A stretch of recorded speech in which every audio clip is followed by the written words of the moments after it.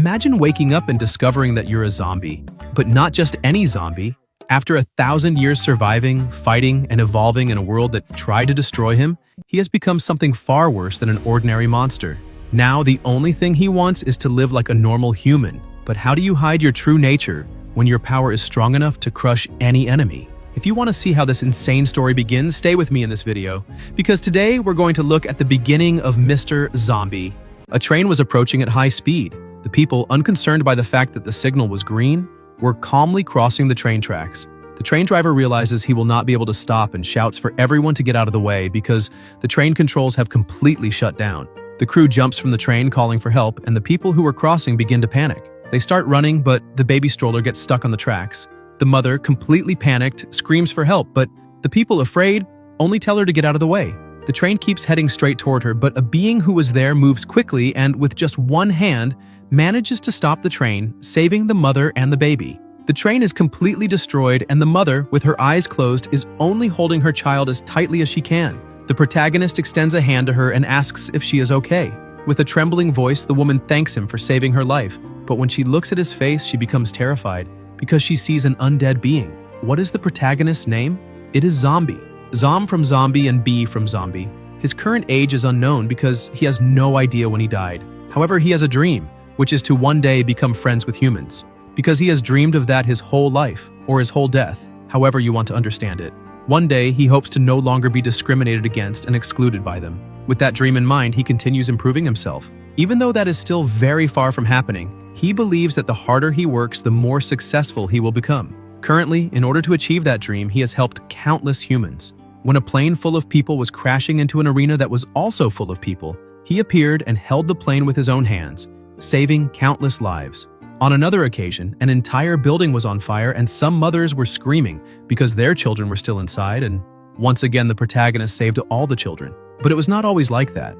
Originally, Zombie was not that strong. He remembers that on a summer day, a zombie outbreak caused an apocalypse. When that happened, he was studying at school at the time, and because the outbreak happened so suddenly, he did not escape in time and was bitten, turning into an ordinary zombie. And by ordinary zombie, he really meant a completely ordinary zombie, the kind we see as a mob, following orders no matter where they go. Until one day, humans started to appear. Without saying why, they simply pointed a bunch of weapons and missiles at the zombies, eliminating countless of them all at once. Humans not only eliminated them, but also created a perpetual energy machine in order to examine them. Because of that, the undead became a source of electrical energy. However, the protagonist was still a little lost, because he did not know why zombies wanted to eat humans or why humans wanted to eliminate zombies. But to survive, he decided to change that himself. With his plan in mind, he began training from that day onward, lifting weights, running, swimming, and jumping everywhere day after day. An independent life began through his own effort, avoiding meat so he would not feel the urge to attack humans, consuming only 3 meals a day of protein powder. And even though he felt exhausted from doing that over and over again, he kept training even through the night, until one day he became like Ramon Dino and turned invincible. After gaining both strength and knowledge, he decided to live in a society created by humans. He continuously helped change their perceptions about zombies because he wants to live as a citizen, obeying the law and being a good zombie. Feeling a little hungry, he goes to the fridge and realizes all the food is already gone and now he needs to buy more. A short while later, inside a convenience store, the clerk greets the protagonist and asks if he is there to buy more supplies. She also asks whether it is not uncomfortable for him to wear that mask every day. Zombie tries to explain that it is not a mask. After buying his things, people quickly load up his truck. A man, together with his assistant, was trying to photograph the protagonist. The cameraman asks his boss whether that is the man he had been looking for. His boss says yes, because today he will definitely remove the mask and see who is behind it. As soon as the people finish loading the truck, they greet the protagonist and say goodbye. Zombie looks at the wanted poster and sees that Agu is being wanted again. Agu is an SS-level chief. The cameraman asks his superior again whether he is sure that is the superhuman who managed to hold an entire plane with his bare hands, because maybe that is just false information spread by the media. The boss says that may be true and that all that talk must be the media trying to hype things up again, and that is why they are going to remove that mask and expose the person behind it. While they were talking about it, the two become completely terrified and even the camera seems to widen its eyes. Like a good truck driver, the protagonist lifts the truck with his own hands and jumps, simply disappearing into the sky. The two stand there asking what just happened, but The protagonist jumped so high that he was already reaching the space station. In a completely isolated and protected area, several zombies were inside. A small zombie was tugging at his mother, saying he was very hungry. Having no idea what to do, she asked him to endure just a little longer. The protagonist was approaching that place, jumping kilometers at a time, until he finally arrived, and all the other zombies shouted that the king had just returned. Two children approach and ask him why he did not drive the truck like humans do. Zombie explains that he did not do that because he does not have a driver's license. That place is the city the protagonist managed to conquer, far from the curious eyes of humans. Because of that, he ordered all the zombies there to use eggs to replace the proteins they used to get from eating fresh human meat. Zombie asks where Agu and the rest are. The little one says they are in the corridor of the main hotel. Lang, Fur, Agon, Agu, Vermint, and Blackie are all chief-level zombies, with an SSS danger level. As soon as the protagonist opens the door, all of them line up to salute His Majesty. Zombie hands the wanted paper to Agu and points out that he is being wanted by humans again. Agu apologizes and explains that whenever he sees a human, his body just loses control. The protagonist falls silent and sits down. Blackie tells the protagonist that although they are steadily increasing their numbers to hide from humans, they have already changed military bases multiple times. Vermin asks for permission to go to the humans and fight them, because his chainsaw is already starting to rust from not tasting fresh blood for so long. Zombie tries to calm the situation, asking what they know about that because humans are scary. Suddenly, they start hearing a very loud noise. An aircraft was approaching and a woman was ready for combat. She was analyzing the radars. Her crew tells her all signals are normal and ready, and that all the equipment is also prepared. She asks about the payload. That payload is an armed nuclear warhead set to detonate in 20 minutes. The protagonist notices the noises are getting closer and closer. The president of the organization says that is very good and that now those disgusting zombies need to experience this new weapon. Vermin realizes that noise is from the humans and asks for permission again to go there and confront them, but the protagonist only asks him to stay there, explaining that he might lose control the moment he gets near humans. Therefore, they need to evacuate all the residents, while the protagonist himself will deal with the humans. The woman keeps coordinating the attack and asks whether the ground unit understood the plan. She stresses once again that they have 20 minutes to save the citizens and evacuate.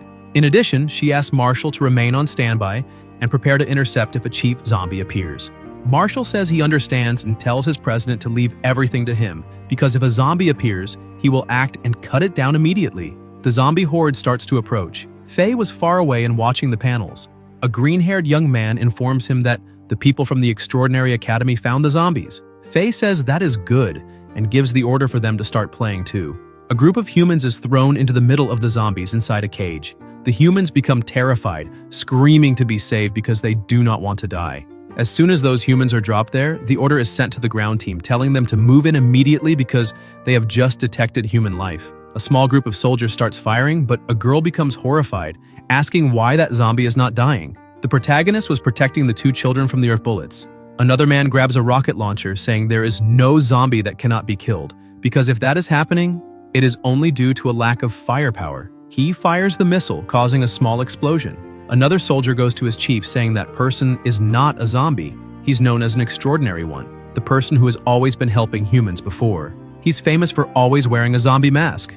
The captain realizes they have just shot the wrong person, but as soon as the smoke from the explosion begins to dissipate, the protagonist appears completely unharmed. The president of the organization informs Marshall that a chief zombie has been detected in Zone B. As soon as he receives the information, he tells her to leave it to him and leaps toward the indicated direction. Faye continues analyzing and says that the ground unit managed to save almost all the civilians. The green-haired young man laughs, saying maybe they underestimated their way of acting.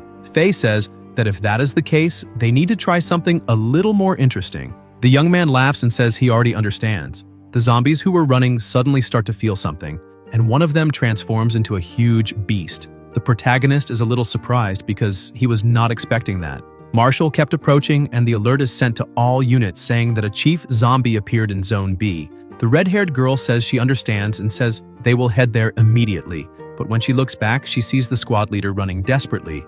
He jumps and grabs the protagonist, saying that saving a life is more important. As soon as he grabs the protagonist, he runs away and throws him inside the truck, telling the pilot to move already and asking what he is waiting for. The girl looks at the protagonist and asks if he is that person with a zombie mask who has always helped everyone, because she is curious to know why he always wears that mask. Zombie does not know how to respond in that situation. Meanwhile, outside, the ground troops ask what that thing was doing. The zombie who had transformed throws a bus toward them, but the bus is cut in half by Marshall. The ground troops celebrate because with him there, they will definitely win. Marshall tells the troops to take all the civilians and retreat because he will handle the rest. The ground unit quickly starts organizing the civilians to get them out of there. The squad chief asks one of the soldiers what is happening up ahead. The soldier explains that a chief zombie appeared, but Marshall managed to intercept it and is taking care of it. The protagonist realizes that is Little Nine's voice. The red-haired girl notices the protagonist had become a little too quiet and tells him not to worry because the ground squad was there to help, but when she looks back, she realizes he is no longer there. Marshall, who was watching the transformed zombie, asks whether that did not hurt, but the zombie simply charges to attack him. Marshall reacts quickly, saying that if that is the case, then he will help put an end to that pain. In a matter of seconds, he lands several slashes on the zombie, finishing it off without difficulty. Looking back, he tells the zombie that now it can rest in peace, but notices another person was there and asks whether it is a zombie. Zombie was only watching, saying nothing. The crew in the command center informs the president of the organization that they have just received a message from Marshall saying the chief zombie was defeated. She is happy and says he did a great job, asking the crew to register it as one of his contribution credits. The protagonist, who was still looking at one of his own kind, says that was not its fault and apologizes, saying they cannot control themselves. As soon as Marshall realizes the protagonist said they, he advances quickly, saying all zombies must die. The girl tells the president to wait because they have just detected another chief-level zombie and asks why there is another one. But in less than a minute, the expression on her face changes and she says that unfortunately Marshall is already gone. The president is shocked and asks what she just said. Marshall was completely defeated and the protagonist did not have a single scratch on his body. The girl points out that Marshall's vital signs are already completely gone because he suffered critical damage. In addition, they still have not evacuated all the civilians. The president, feeling enormous pain from losing one of her best soldiers, loses control and quickly moves toward where her soldier was last seen. The crew panics, telling the president she's being too reckless because she should not go alone into places like that. However, she says she needs to see for herself how strong that thing is. Zombie notices she was approaching but does nothing.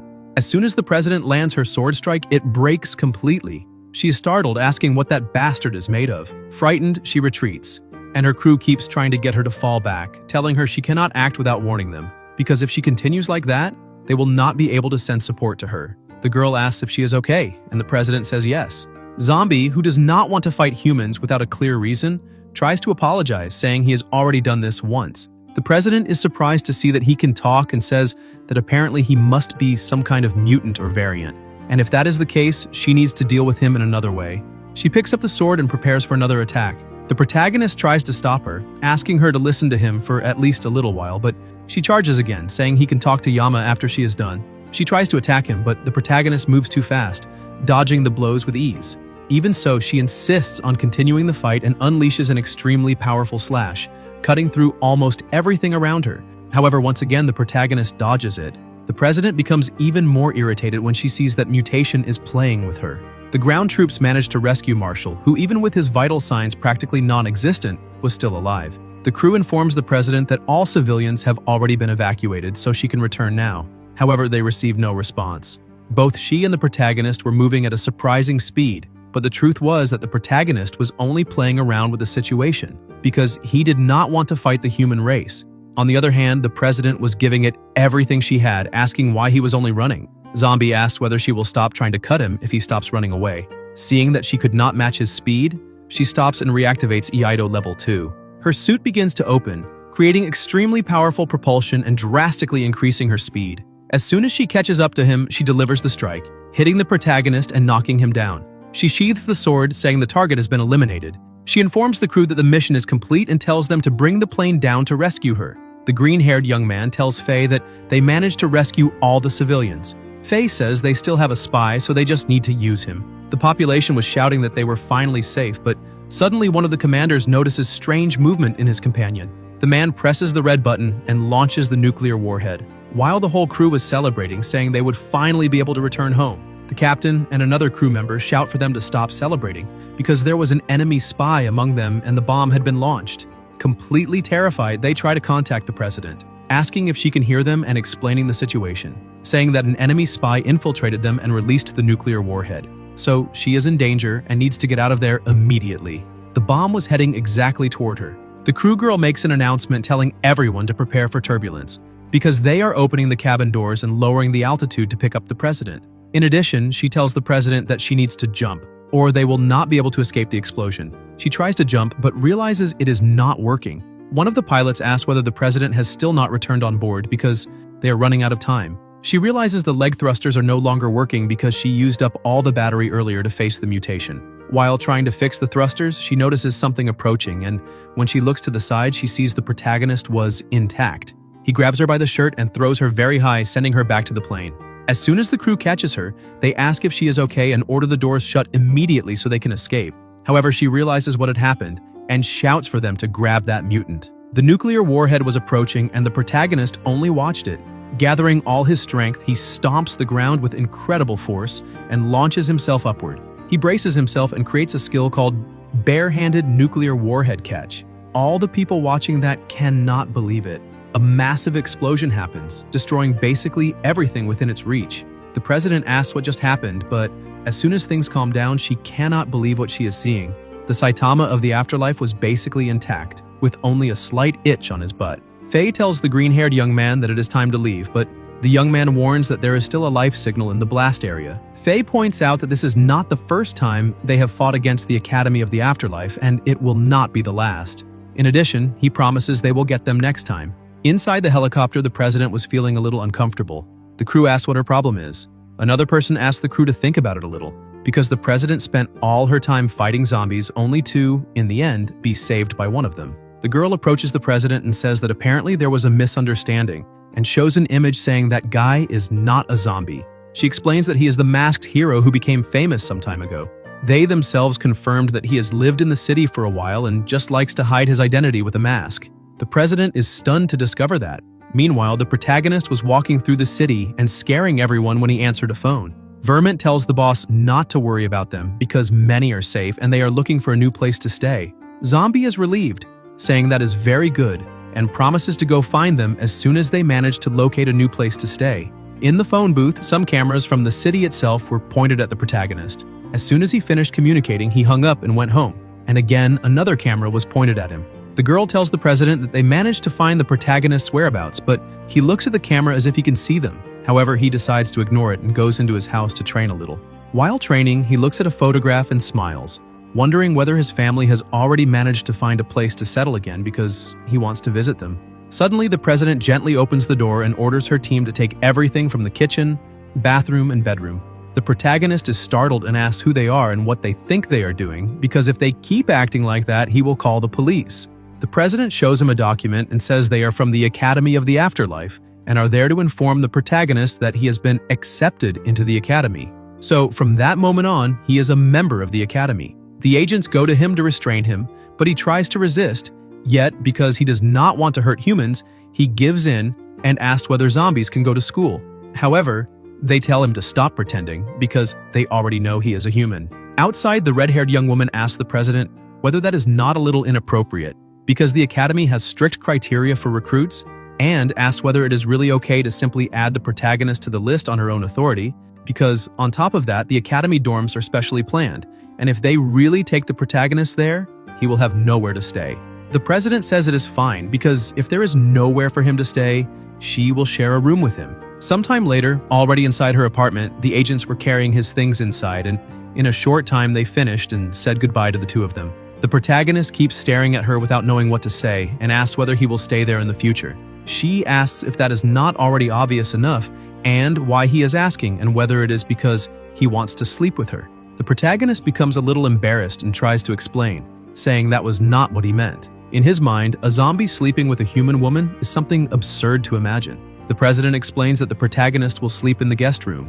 Zombie tries to explain the situation, saying she must have misunderstood something because he is not a human. However, she simply ignores him and starts removing the thrusters from her leg. As soon as she removes them, the protagonist is shocked and shouts, asking what happened to her leg.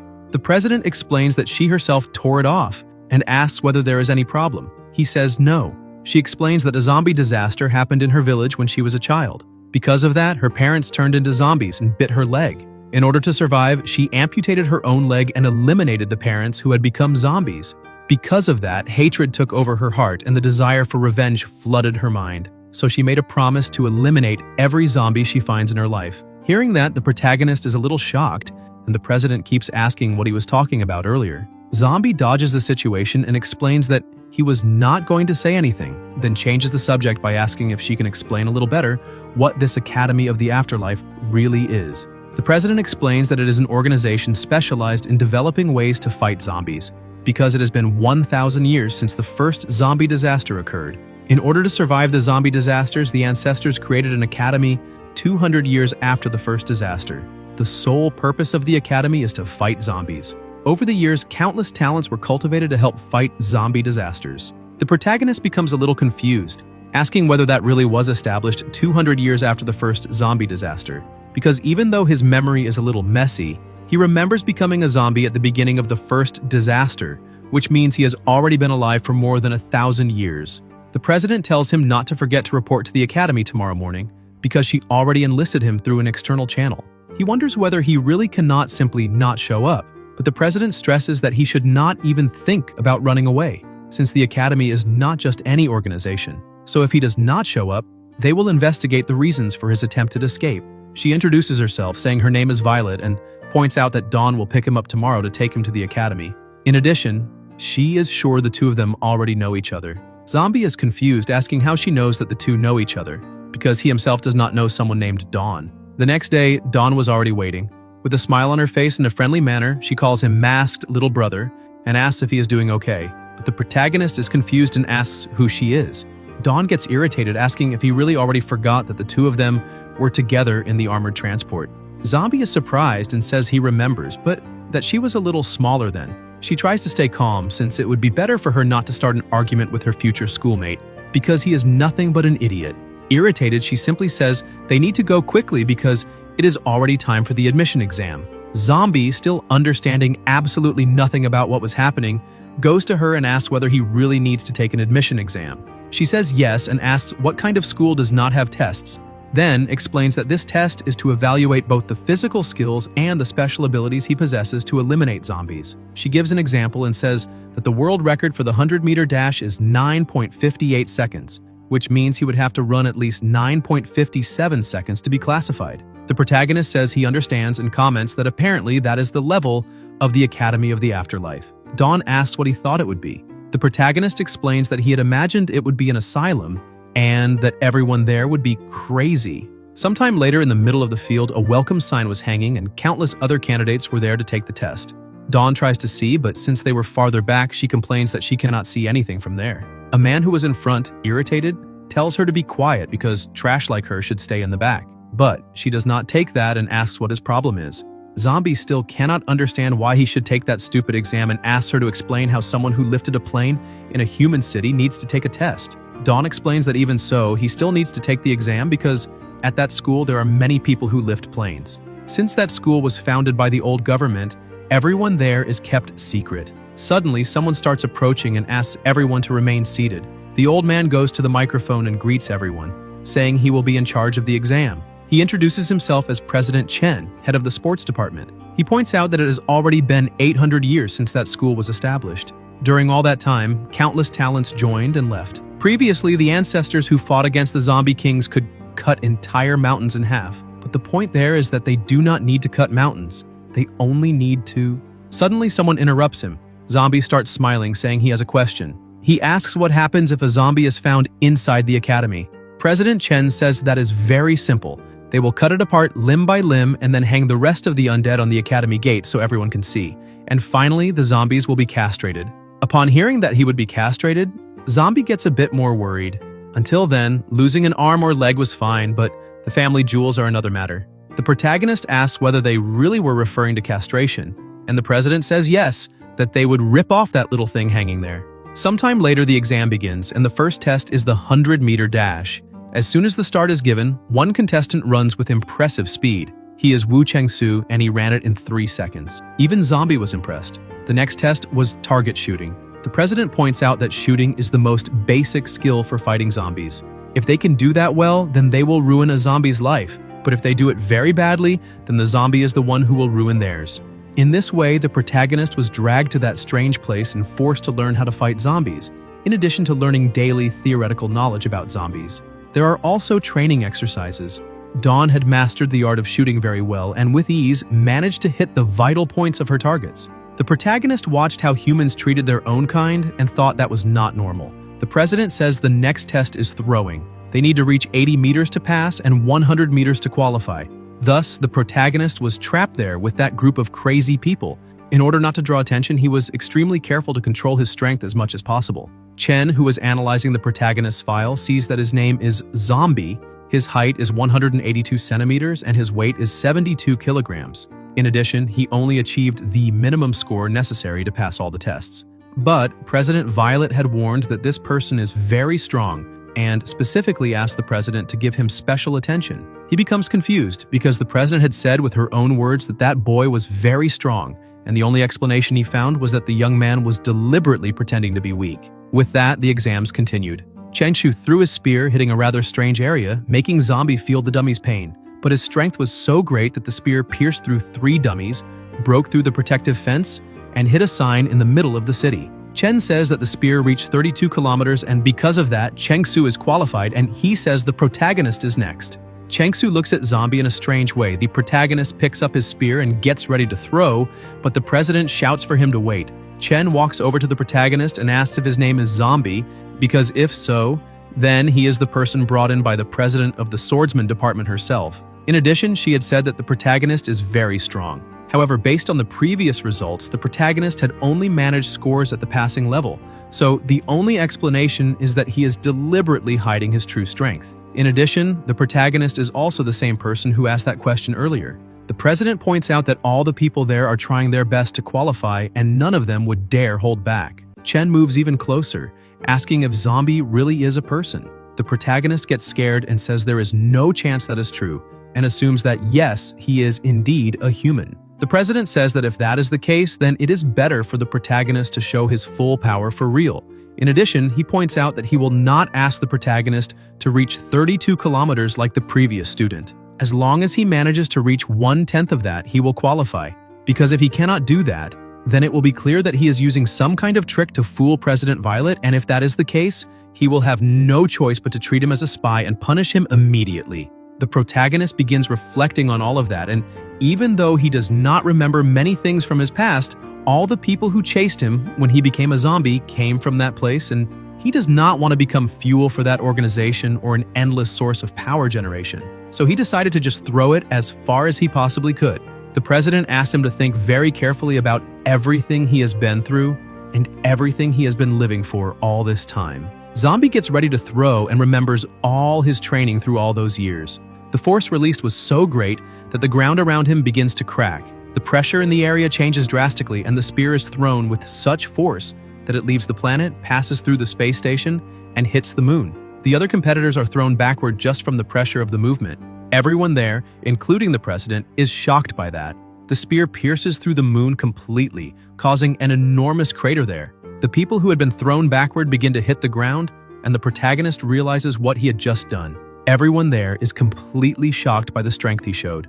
Dawn, excited, runs up to him asking if he saw the examiner's face and emphasizes that the protagonist really is very strong. She asks how far he managed to throw that thing, but he says he does not know exactly because he only tried his best, just as he had said he would. But as we already know, I think it went a little too far. After receiving his approval certificate, he asks if he can go back home. Dawn is surprised and asks why he would do that because with all the strength he showed, he could become a president. She asks whether he has any idea how much authority a department president has, but the protagonist is a little confused since he does not understand the hierarchy she is trying to explain. To explain the situation, she asks him to think about the president of the swordsman department, Violet. Not only can she command an army of troops, tanks, aircraft, and long-range cannons, but she also has access to nuclear weapons. On top of that, she holds the highest authority in a city of 30 million people. The president is merely someone who helps her manage the city. She is still the one who gives the final verdict, regardless of the choice of the army, the president, or anyone else. However, the protagonist was not sure whether that was really a good thing because he already has his own city. Sometime later, they go to another place, and he asks what kind of place that is. Dawn explains that it is the biotechnology department. the place where all weapons are made. He can also call it the logistics department. He looks to the side and sees a photograph. She explains that the man there is Professor Jamie. Everyone calls him the head of logistics. He used to be the former president of the biotechnology department. However, ever since his wife passed away, he became obsessed with a crazy experiment involving both sides, humans and zombies alike. Rumors say his goal was to fulfill his wife's final wish. However, he was expelled from the academy for going too far. The academy even has an order to eliminate him if he is found. Suddenly, a woman approaches and greets the two, asking if they have a new student, and also asking whether Dawn managed to pass the exam. Dawn says yes, and Zombie asks who that woman is. Dawn explains that she is Professor Jamie's adopted daughter and the current president of the biotechnology department. The woman asks Dawn to go over to the table and asks what kind of equipment she needs. Dawn says she wants something that will let her carry weapons more easily, like a pair of pants where she can hide her Gatling gun. The department chief says that by the looks of it, Dawn is going to end up joining the weapons department. She asks the protagonist what he prefers. Zombie steps closer and asks if she is talking to him, but as soon as she looks at his face, she panics, screaming that there is a zombie there. Dawn explains to her that the protagonist is not a zombie, he just likes to wear that zombie mask for some reason. Chin grabs Dawn, asking whether she thinks she's an idiot or if her eyes are growing somewhere else, since it is obvious that the protagonist is a zombie. Dawn insists and explains that she is not lying because she saw the protagonist's face when he was doing the spear throw a little earlier, and he is super cool. Chin asks whether she is serious, but she ends up agreeing, since if the protagonist were a zombie, she would have already been attacked. With everything cleared up, she asks again what requirements Zombie wants for his equipment. He says he does not have anything in mind because whenever he goes outside, he ends up coming back home without clothes. So perhaps the most appropriate thing would simply be a set of clothes that cannot be torn. She thinks about it for a moment and says she understands. By the looks of it, Dawn wants to store more weapons, and the protagonist simply does not want to end up without clothes after a battle. Meanwhile, Marshall was reporting the situation with a trembling voice. He emphasizes that the protagonist is super strong because when he managed to get close, his vision went dark and 1 second later he was already hanging from a lamppost. The woman asks whether his president would win in a fight against that being. Marshall points out that he feels the last opponent he fought is extremely stronger than his president. The woman stands up and looks at him, asking him to say the name but gets no answer. She says that is fine and asks her guards to let Marshall go. She is Zhang Langqi, president of the sword department. The competition between the sword department and the blade department has been passed down through generations. Both sides used ruthless means to take people from one another. The rivalry became so intense that if the other side had one extra member, the other could even give birth to an extra member on its own just to avoid becoming weaker than the opponent. Marshall notices Langqi's obsession and wishes the zombie lord good luck. Inside a classroom, a teacher was explaining how to capture an undead. Besides eating human flesh, there are those who also love eating eggs, so they must learn to use the tastes and weaknesses of zombies to their advantage. With that in mind, they can spread traps. While the teacher was speaking, the protagonist was completely focused on everything. Dawn is surprised and asks what he is doing. The protagonist says he is taking notes because he needs to share that with his family. She becomes even more confused because she does not know who his family is. Suddenly, an announcement is made telling everyone to pay attention and head to the gym immediately. Dawn finds that strange, because they had only had one assembly. A short while later in the gym, the students were gathered and she asks again what is going on there. Violet tells her to stay quiet and points out that the two of them were recommended by her, so they should not cause any trouble. Dawn looks at Zombie, who asks how he manages to eat even while wearing the mask. The man accompanying Langqi looks at the protagonist and tells his president that it is that boy. Although he seems a little slow, it is basically impossible to measure his strength just by looking. The man asks whether he should go over there and test him, and the president says yes. Suddenly, another person enters the gym. As soon as he enters, everyone bows respectfully except for the protagonist. Dawn scolds him, telling him to lower his head, because that is the president of the Mechanical Lifeforms Department. The man walks past Langqi and asks what she is doing, telling her not to cause any trouble and calling her an idiot. She says he can help himself as much as he wants because she's already leaving. Her subordinate is a little confused, saying that Zombie should be kept under surveillance. She says that compared to the zombie chief, there are more important things, and that she only respects sword cuts. The chief walks over to Violet and says she worked very hard, but she says she was only doing her job. The protagonist, who was watching that, notices that the atmosphere between them is a little strange and asks whether something is happening between the two of them. Dawn changes the subject and asks whether he likes jelly, but he replies that he does not because he prefers eggs. On top of that, he asks whether the chief is really that powerful. She asks if he remembers Professor Jamie, because the chief is the professor's masterpiece, an evolved version of humans. He was the only one to survive among the thousands of experimental tests carried out by the professor. After the professor was expelled, he created the Mechanical Life Forms Department. The city under the control of his department has around 50 million people. During the 10 years of his presidency, not a single zombie has appeared in the city he controls. That is because if he finds even a single zombie hair, he will exterminate the entire area until it is completely sanitized. The chief walks up to the stage and says he will be brief, emphasizing that everyone there is a freshman and lives different lifestyles. The academy needs their help right away. He asks one of his robots to start the projection. The image of a man appears and the chief explains that he is the spy they captured a few months ago. Thanks to that spy, they launched a nuclear warhead at their own people. The protagonist realizes that it was that man who launched the bomb at him. The chief continues explaining and says that although someone like that guy would normally be eliminated immediately, they received reliable information that the man is a close subordinate of the traitor, Professor Jamie. The protagonist realizes that if there is a traitor, then the zombies are not the original target. He asks Dawn if that is why the zombie threat has long since passed and all these conflicts are because of internal fighting. She says yes, because some people just want to see the world burn. The professor keeps talking and points out that they have countless methods to make that traitor speak, but nothing is working. All the seniors have already tried and failed, which means none of the methods they used managed to make him talk. That is why they are there asking everyone to help the academy. Whoever manages to make that man talk and reveal where the professor is will receive an immediate reward and become vice president. All the students get excited because they had only entered recently and had now already received the chance to become vice presidents. Everyone raises their hands saying they would like to participate. The chief explains that the traitor is being held in a chamber in the back and wishes good luck to everyone who wants to try. 2 hours later, after countless failed attempts, the freshmen were beginning to despair. At first, the methods were more normal, but they gradually became far less orthodox. Violet had already lost hope. Dawn asks whether the protagonist can make him talk. Zombie says that if he wants to, he can make the traitor even sing "Twinkle, Twinkle, Little Star." She gets excited and tells the chief that her friend says he has a way. The chief says that all help is welcome and asks him to come closer. The protagonist begins walking over, and Lanki becomes confused because she thought he liked to stay off the radar, so why is he doing something now? Zombie thinks that his subordinates had always been very obedient, but for some reason over the last few weeks they had randomly been losing control, and maybe this human could explain something. He is taken to the traitor's room and immediately the man already looks down on him, saying that he would just be one more. As soon as the protagonist gets closer, the two stare at each other, and the traitor asks whether the academy ran out of people, because he does not see any point in sending someone like the protagonist there, and tells him to give up, because he will not betray Brother Faye. But with a simple movement, the protagonist makes a small cut on the man's arm, and the man starts laughing, asking if that is the best he can do.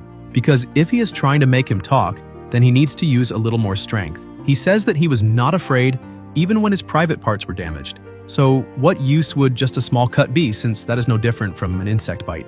Zombie orders him to stand up. The traitor stays silent and stands. The president, the chief, and Dawn are impressed. In truth, that small cut was enough for the protagonist to put something inside that man's body, and it was carried directly to the brain through the bloodstream. Zombie asks the man to say his name. The traitor says that his name is Zhao Kai. Dawn is so impressed that she asks the president whether the protagonist can really control other people's minds. Zombie continues his work and says that he heard Zhao Kai is a close subordinate of Professor Jamie, so he must know a lot. Zhao Kai says yes and agrees that he really does have a lot of information. The protagonist asks whether he knows why the zombies are randomly becoming uncontrollable. Zhao Kai explains that this is happening because they released a medicine created by Faye in the city. The zombies who consume the medicine go crazy, and because of that, they can be controlled from a distance.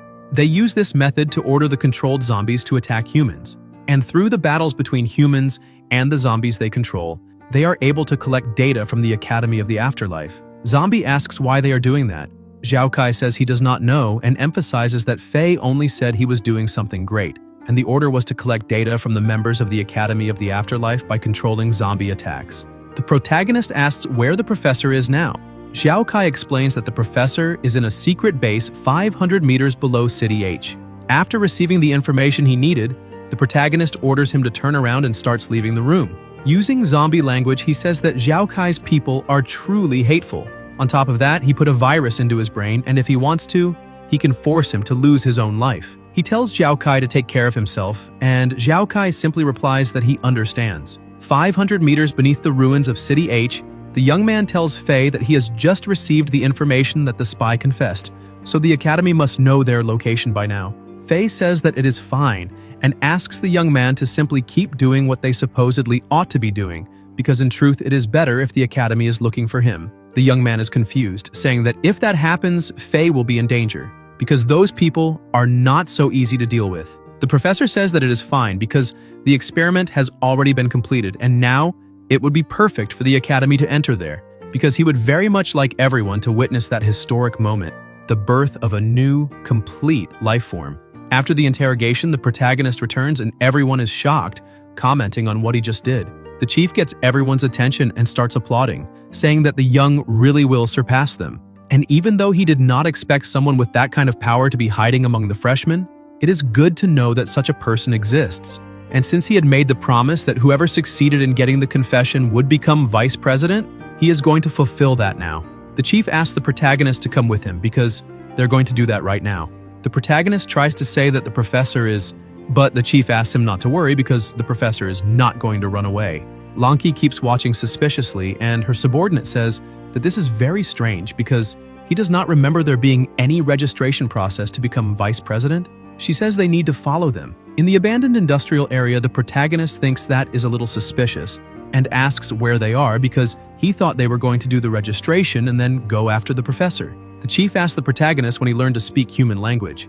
Zombie is confused and asks whether that question is for him. The chief turns and says yes, then attacks him. Lanki, who was following them, was nearly struck by the attack, but her subordinate saves her.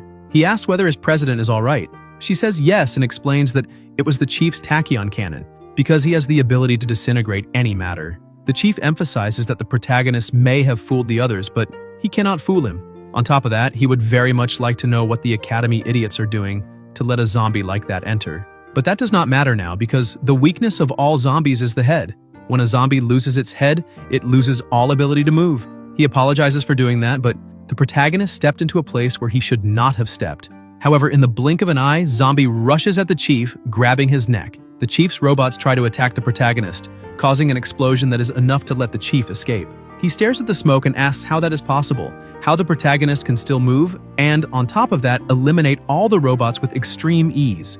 Lanki and her subordinate cannot believe what they are seeing. The protagonist attacks again, but the chief manages to dodge and tries to counterattack. However, the protagonist's movements continue to be as fast as lightning. They exchange a few blows and the chief pulls back. The president's subordinate says that the chief is in trouble, but she says no, that he is only beginning to get serious because men like him like to show off with big, flashy movements. That is why they need to move a little farther away before they get caught in the area of effect. But suddenly the protagonist's head regenerates completely, leaving both the president and her subordinate in disbelief. Zombie tells the chief that he does not want to hurt him and asks whether they can talk. But the chief notices a small scratch on his neck and says that the protagonist probably wants to control his mind too.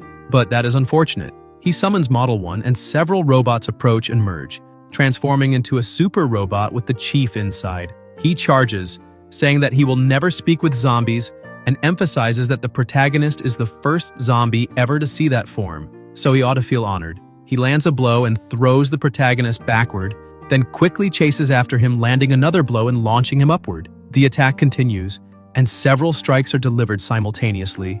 The chief screams that all zombies must die, and with his final attack, he unleashes an overwhelming amount of energy, pulverizing everything in front of him, and emphasizes that after that, nothing and no one would survive. But Zombie simply comes walking back. The chief cannot believe that is possible. Irritated by the situation, the protagonist lets out a terrifying roar, changing the atmosphere of the place. His face, his body, and even his hair all appear completely. The chief asks what the protagonist really is. The amount of force released creates a vortex in the sky that covers the entire city. Dawn screams that something is wrong in the sky. Lanki realizes that it does not look good at all. The population also notices that the sky is growing dark and asks what is happening there.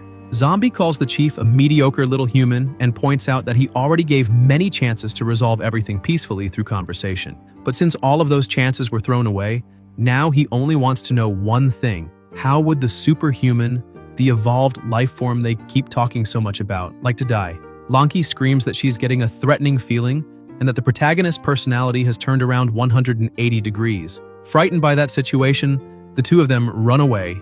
The chief mocks the situation, saying that ever since he was born, he has never felt threatened by another being. So he would like to know who the protagonist thinks he is to speak to him like that. Confident, he calls Zombie to battle because he does not believe he can be defeated. Lanki and her subordinate continue running desperately. The subordinate warns that he checked the academy database, but there is no record of a zombie like that. She says she has never seen anything like it either. He asks what they should do because since they are already a reasonably long distance away, perhaps they are safe. But suddenly something passes by them at terrifying speed. The two manage to dodge, but realize that the danger level is very high because they are fighting in the city's new district. However, what passed by them was only what remained of the chief. The protagonist walks over to him and looks at that pathetic life form. The chief, completely desperate, calls for models 2, 3, and 4, but all of them are destroyed with ease. The explosion throws the three of them back, and the chief says to her that that zombie is very dangerous, so he needs help. Lanki asks whether he has gone crazy and questions why he provoked that to begin with. Since there was not the slightest chance they could defeat such terrifying and absolute power, their only choice was to split up and run. However, the chief had already gone too far. He had enraged someone who should never have been enraged. Zombie channels his strength into his hand, and the president asks what he is planning. Zombie drives his hand into the ground, and the entire city begins to tremble. Suddenly, Lanki realizes that the ground is very close to her, and when she looks back, she sees something that makes no sense at all. The entire city was being lifted by the protagonist. The people around ask what is happening, and Dawn screams that the city's new district is floating in the sky. Zombie had lifted the new city completely. He dashes after his prey and starts dragging the chief across the ground, asking whether he can now understand the feeling of being threatened. On top of that, he points out that the chief had always been right. He cannot control the mind of a robot, but because he is partly human, he must have a human brain as well. Zombie sends his virus into the chief's mind to see his memories and realizes that he was an orphan from an early age, subjected to body modifications until he barely had any human parts left. That shows that he had a miserable life and is more undead than a zombie. For him, staying alive is more painful than dying, and knowing that ruined the pleasure Zombie was feeling. He simply lets go of the chief, who is saved by Lanki, but she cannot believe that the man can even read people's memories. The protagonist simply disappears and runs to his room to grab his things. He had already returned to his normal form, but he was a little upset because he had lost control of his emotions again, and taking that form is a little frightening to him. But he only needs to remember that he is a good and friendly zombie. As soon as he retrieves his things, he closes the door and runs off, saying goodbye to the humans. But in the middle of the way, Violet asks where he was going. He's a little upset because he did not want to silence a witness. He turns to attack her, but decides to stop the attack. She shows him documents proving that the protagonist has now been promoted to the position of vice president. So from that point on, he is officially the vice president of the Academy of the Afterlife. He asks whether that really is the chief's signature, and she says yes. The protagonist, still confused, asks whether the chief did not say anything, and she explains that the chief had said the protagonist is a very good human. On top of that, she wanted to wish him good luck, because she is waiting for the day when he can become a president. Because when he manages that, then he will be able to accomplish whatever it is that he is trying to do there. Meanwhile, in the infirmary, Lanki was completely irritated, asking why the chief, even knowing that the protagonist is a zombie, allowed him to continue there. He explains that it was never about whether he is a zombie or a human, and admits that he needs that man's strength if he wants to capture the professor. But she questions what will happen if the protagonist loses control again. The chief points out that it really does not matter, and asks whether she made the preparations. She says yes, and he promises that this time he will erase every trace of the professor for their sake.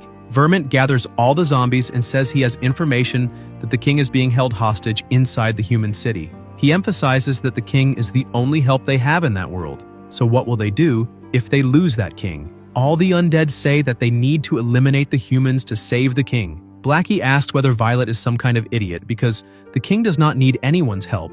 Agu asks whether they should do something to interrupt that. Blackie says that unfortunately, if it is not the king himself, no one can stop it. On an aircraft carrier in the middle of the sea, the chief asks everyone to listen, because that is a direct order from Central Command. He explains that they only have one chance, so they need to capture the professor at all costs. Dawn, who is walking with the protagonist, says that place had been abandoned for a long time, and she did not imagine they would be able to keep it so well maintained. Suddenly, an army appears in front of this protagonist, saying that they are Regiment 56 and are reporting for duty. On top of that, they would like to salute the new powerful leader, Vice President Zombie. They emphasize that they are part of the command center of the 4th Division, and that from that day onward, they will follow the protagonist's orders. The troop commander says that they currently have 12,000 soldiers on standby and asks the protagonist to confirm. Zombie walks up to the commander and asks whether he is really saying that they will do anything he tells them. The commander says yes. The protagonist asks how far that goes and asks what would happen if he told a soldier to kill himself. The soldier grabs a grenade, pulls the pin, and says that the vice president's words are absolute and that it would be an honor to die for him. Zombie tells him to stop because that was only a test and a joke. He grabs the grenade and throws it far away. A man standing on top of one of the tanks says that, by the looks of it, this is just some insignificant side character, and asks whether the vice president's name is Zombie, because he had been wondering why they had sent someone strong, but the point is that he really does not understand why they sent someone as weak as the protagonist to protect such an important place. However, he says that it does not matter and introduces himself by saying that they came from the Stainless Steel Academy near the Academy of the Afterlife and were sent there to help the protagonist capture the target. Dawn is shocked and asks whether they are not the 2 leaders of the Steel Blade Department of the Stainless Steel Academy, President Bang and Vice President Chui. Somewhere else, another person was a little confused, saying that originally that is an internal matter of the Academy of the Afterlife, so he cannot understand why his superior sent him to help. But in the end, helping others is something normal. However, he does not understand why they promoted a rookie to vice president and let him protect such an important strategic location. Lanki tells Gang to stop that and says that they were invited to be there to help, not to snoop into internal affairs. As an outsider, he has no authority to question the chief's decisions. At the chief's side, another person says that this is also an important part of the mission and that they are responsible for the attack, but the rookie is blocking the exit. On top of that, north of the city, there are major roads with many exits, so he would like to know why they sent only a rookie vice president to protect such an important location. The chief replies that it is because that rookie vice president can take down anyone in the blink of an eye. The man just smiles and says that apparently he is still bluffing and asks whether he needs to remind him how strong he is. However, he says that in any case, everything is fine, because he also sent 2 members from their academy to help protect the exits, so there is nothing to worry about. The young boy tells Faye that they are already surrounding an entire city. The professor asks him to release the zombies. As soon as they release the zombies, they realize that something strange has mixed in with them. The first wave of zombies is quickly eliminated, and the 2 outsiders say that it was too easy and offered no challenge. The protagonist looks at the zombies that were eliminated and says that they are not from his tribe. Dawn merely pretends she did not hear anything. One of the outsiders walks over to the protagonist and says that by the looks of it, he realized that he is not needed there, so he can simply leave and let them take care of that place, since weaklings like the protagonist ought to go back to playing with children's toys.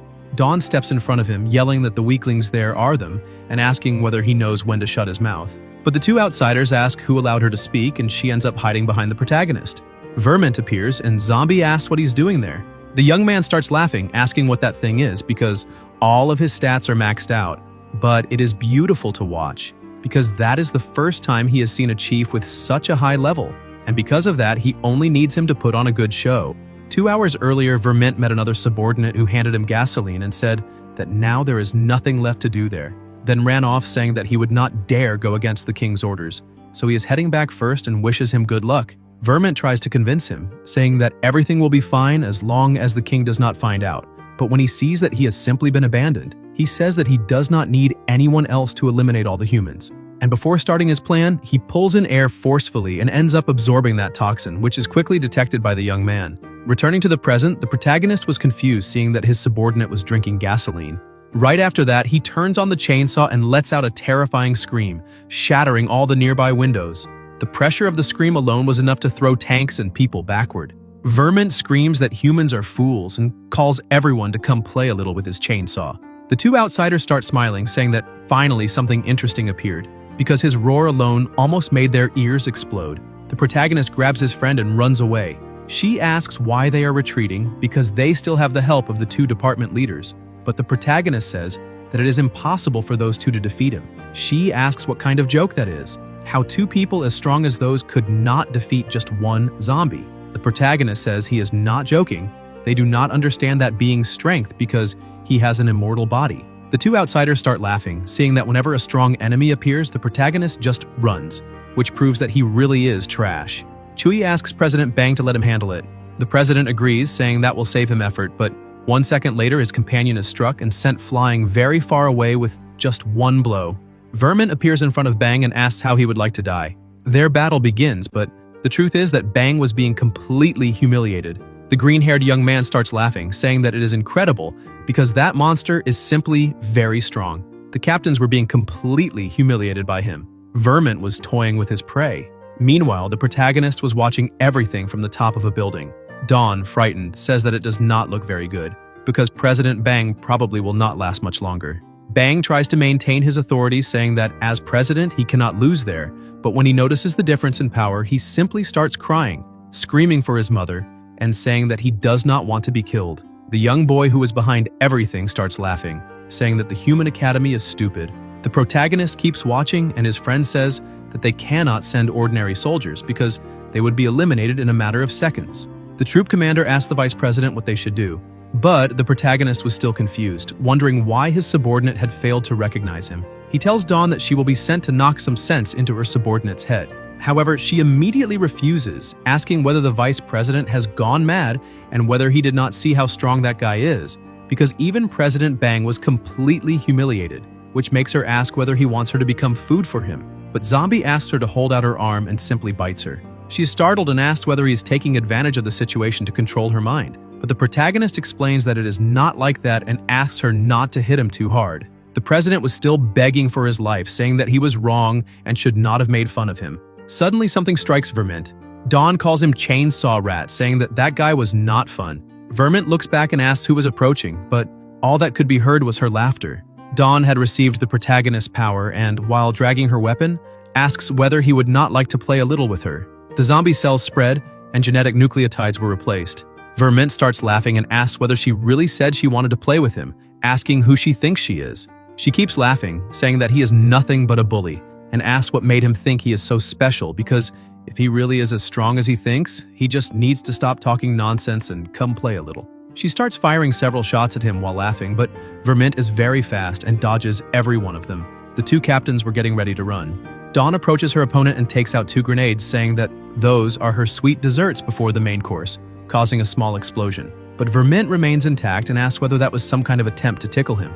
She grabs a shotgun and fires at him, but nothing happens, which only leaves her even more excited by the situation. The squad commander asks the vice president what exactly he did, and he explains that it slightly modified her genes, but by the looks of it, she can still become even more powerful. Vermin admits that the last attack hurt a little, and she starts laughing even more, saying that she is loving that feeling. Bang and Chewie were completely terrified by the display of strength from those two. Vermint charges again, asking whether she thinks she can inspire fear with that insignificant strength. But Dawn was getting used to her new power and lands a direct blow on him, sending the opponent flying far away. Chewie says that the girl is very powerful, so why did she pretend to be weak before? Dawn keeps getting more excited and says that now it is time to use the Bang Bang Bazooka. Vermin is completely shocked and, feeling some pain, starts drinking more fuel and says that now everything is great and he wants to keep going. Thirsty for that feeling of battle, she screams that she also cannot wait any longer. Bang and Chewie realize that something very bad is about to happen. She fires the attack, but Vermint cuts the shot in half, slicing her in half as well. The two are shocked to see that the only chance they had has just been defeated. Vermint screams that he is undead and cannot be eliminated no matter what she does, because he can regenerate whenever he wants. The protagonist merely closes his hand, and her body, which had previously been split apart, simply regenerates completely. She asks whether he said he is undead because she is sorry, but she is too. Bang and Chewie become even more terrified when they see her regenerating. The two of them remain there for a while, and she says that she really wants to keep playing.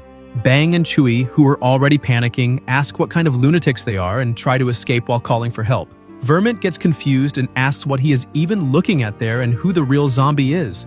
The protagonist, who had been watching, says that he did not expect Dawn to become so powerful after the genetic mutation. However, all of her bones are cracked and her muscles are tearing apart. Even if she can use genetic recombination, the pain of being cut is still real. So he needs to end that as quickly as possible. In a serious tone, the protagonist tells Vermint that even though he disobeyed orders and did not stay home, it would be better for him to stop before he gets disciplined. Dawn, who was getting more and more excited by that battle, rushes forward and lands a direct hit, sending her opponent flying very far away. She continues her attacks, putting her weapon in a rather unpleasant place. Vermint asks her to stop hitting him and shouts that he surrenders, saying that he will leave. Everyone just watches that scene and she decides to grant his request, lowering her guard. But Vermint uses a sneak attack and lands a direct hit, sending her flying far away. The protagonist gets irritated by that and asks why Dawn believes everything her opponent says, questioning why she lowered her guard. He points out that when she relaxes her vigilance, things return to normal. With a trembling voice, she says that she did not know. Vermint gets ready to attack, laughing and pointing out that apparently his opponent had taken some stimulants, but it looks like the effect is already wearing off. And because of that, she needs to be more careful in her next life, instead of believing everything zombies say.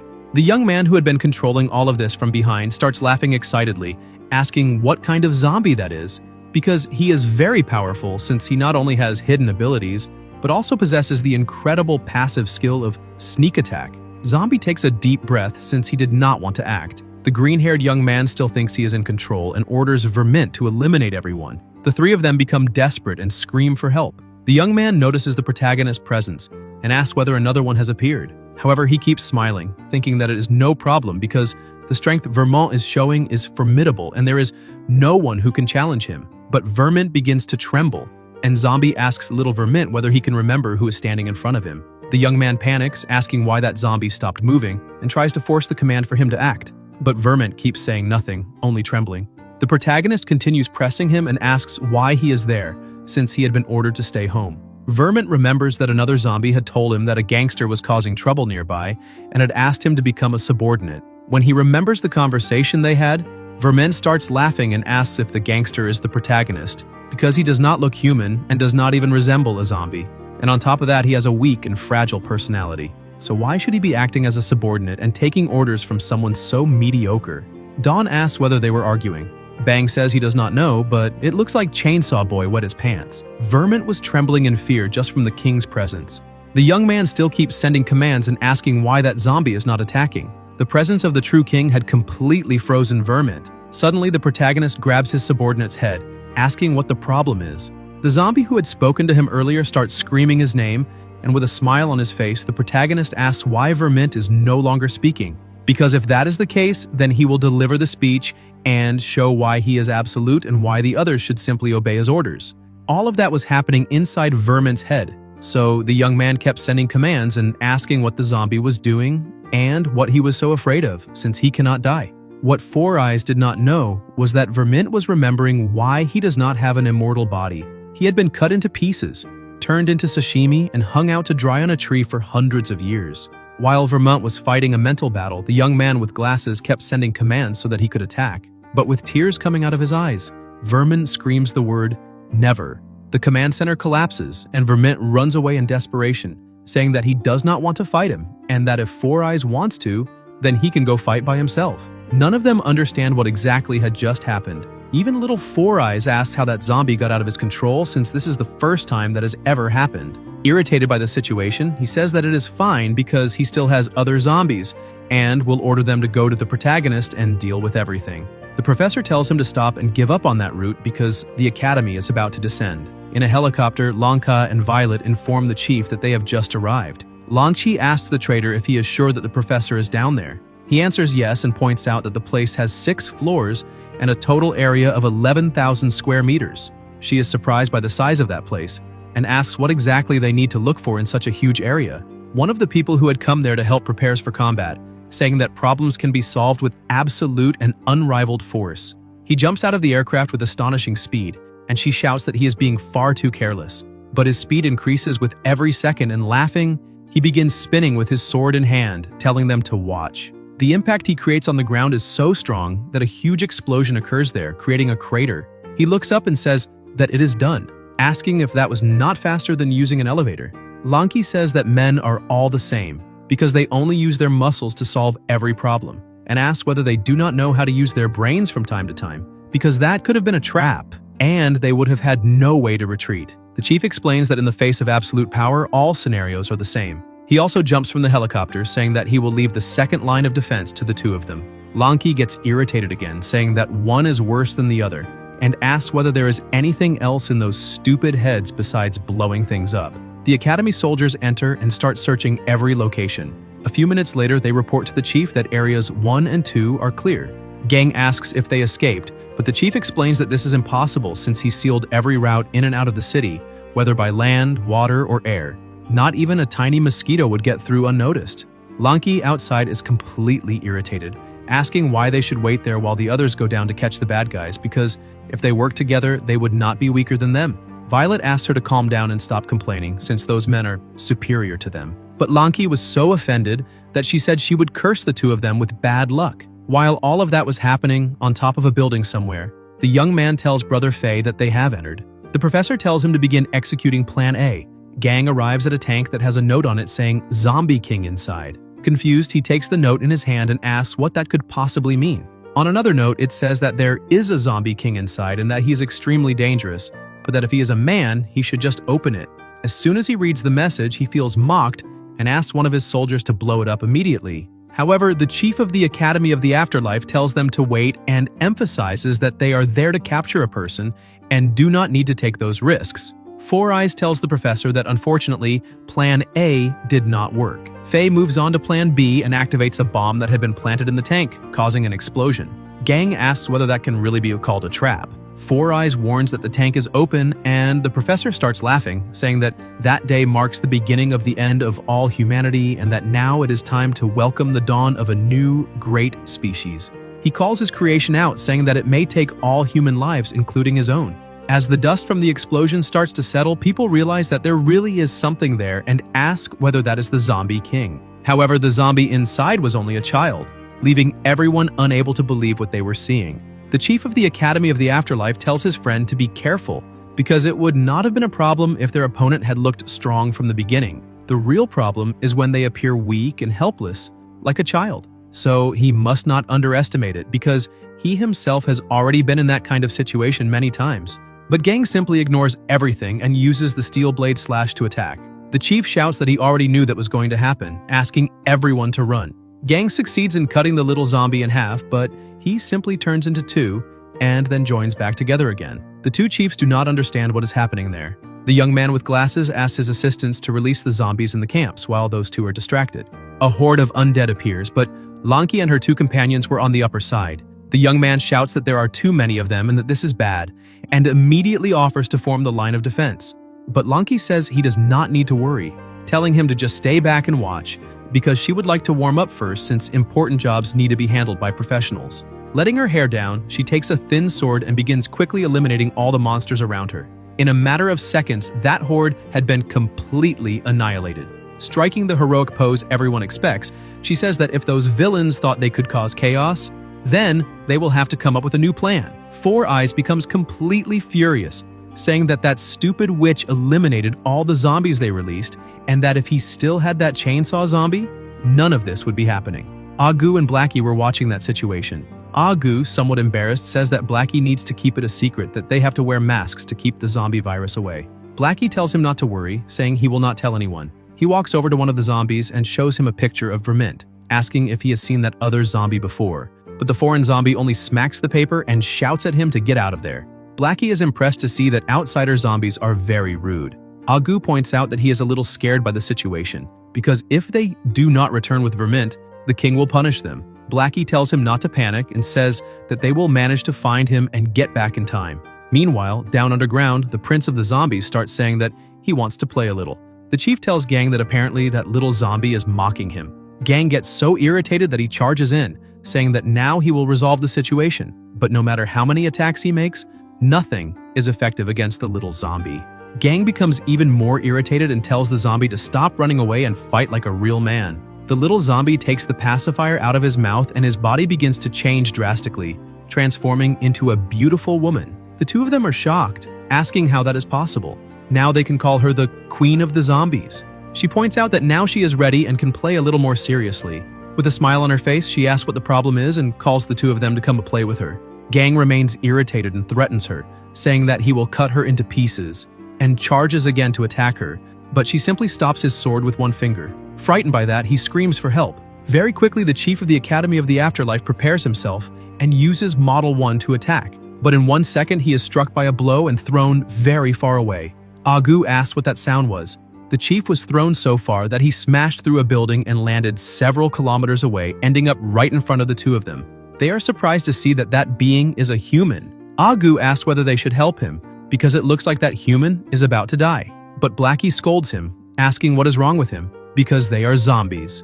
Suddenly, another explosion happens and Lanki realizes that the other man who had been thrown far away is the chief of the Stainless Steel Academy. Violet is frightened and asks what is happening down there. Gang, already out of strength, tries to speak but cannot. Lanki asks what he is trying to say. The zombie queen was bored because they were far too weak. Meanwhile, on the other side of the city, the protagonist was having a barbecue. Bang points out that he had already grilled chicken and slices of meat before, but that this is the first time he has ever seen anyone grilling eggs. The protagonist laughs and says that he really likes eating eggs. After that small display of power, Bang started treating the zombie president with respect and offers him some tea. But after tasting it, the protagonist says that the tea tastes a little dry. Bang turns toward the army and shouts at them, asking who the lazy one was that made that tea. They say they will immediately send aircraft to fetch the finest Shejing tea. Suddenly, a strange sound echoes through the city and Dawn asks what that sound was. The zombie queen, wanting to keep playing, stands up and looks at the two presidents.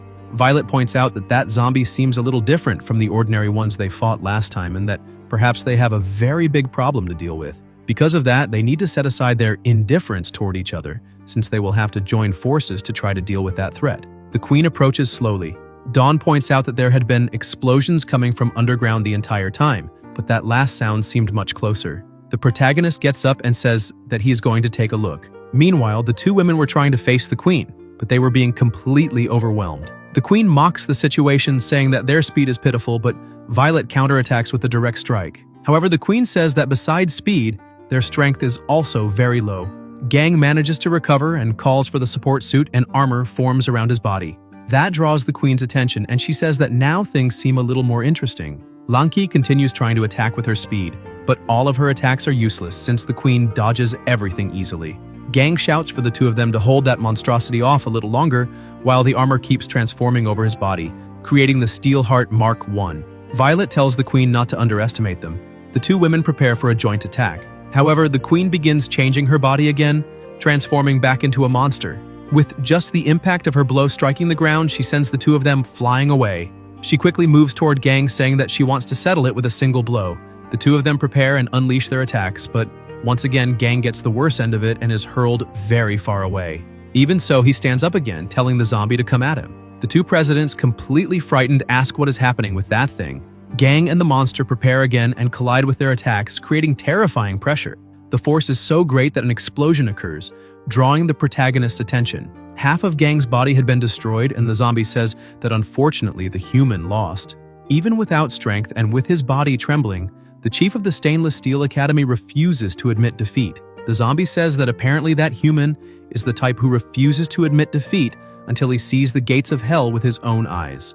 The protagonist group approaches a place and Dawn asks whether that really is the location and what could be hiding there. The protagonist senses a very familiar smell and looks in the direction where the main battle is taking place. The zombie realizes that Gang truly is not going to surrender until he shows his true power. So he begins modifying his body once again and transforms into a young man, asking what he thinks of that new form. The two presidents cannot understand what is really happening, since that zombie keeps transforming again and again. Four Eyes becomes desperate, telling the professor that they have completely lost control over the monster. But the professor says that it is fine because that is the true zombie. Since the king is the protagonist and a zombie turned back into a man, he says that he will call him Prince. The prince of the zombies says that he does not think there is any need to continue that fight, but Gang and the two presidents attack simultaneously. However, the prince only laughs, asking whether they are really trying to make sports attacks because that is pathetic. With only the snap of his fingers, the pressure is so strong that it pushes the three of them backward, completely shattering all the glass around them. The two women are thrown so far away that they land right in front of the protagonist.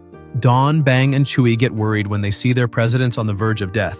Gang, who had managed to recover half of his body, refuses to lose and says that he is not dead yet and can keep fighting.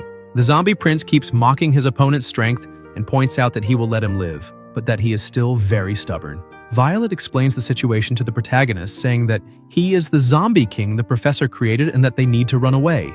The prince gives the order for the zombies to attack. Chewie says that this time it is over and that there is nothing they can do. Lanki asks Zombie to order a retreat because they can flee that place without turning it into a cemetery. The professor, who was watching all of this, keeps laughing, telling the zombies and humans to be completed by the power of the Zombie King. The protagonist, irritated that someone else was claiming the title of Zombie King, throws the two women to the ground and shows who the true king is, ordering everyone to disappear immediately. The zombies who had been enraged and trying to attack stop in front of him and begin trembling in fear. Even the prince, who was a little farther away, is surprised and asks who the protagonist is. Already assuming his original form, Zombie orders all the zombies to lie down on the ground and begins walking over them, asking the zombie prince if he really is the king, because if that is the case, then what should he be called? The protagonist keeps walking over the zombies while his companions are taken away. Zombie looks at his adversary and asks what the problem is and why he is no longer speaking. All the zombies from before had piled themselves up beneath his feet. The prince is astonished while the protagonist asks whether the cat got his tongue. Gang is shocked when he sees the protagonist's true form. The prince smiles, saying that in the end, his new opponent is a fellow zombie. Gang asks the Academy of the Afterlife whether they have a problem in the head since they allowed a zombie to become vice president. Violet says that it is none of his business. The prince tells the protagonist that he has a suggestion and points out that the last one standing should be named King. Zombie says that he agrees. The prince smiles and says that he is ready to begin. The protagonist says that there is a time to eat and a time to work, but for fighting, any time will do. The prince starts attacking and lands a punch right on the protagonist's face. Zombie takes the punch as if it were nothing and asks what is going on and whether the prince is hungry. He counterattacks with a punch, sending the prince flying very far away. The pressure from the punch throws all the other zombies into the air. Zombie tells his opponent that he had better eat better before trying to embarrass himself like that again. The attack was so strong that the prince was thrown out of the continent, crashing into a ship in the open sea. Four Eyes and the professor could not believe what they were seeing. But the prince had not yet been defeated.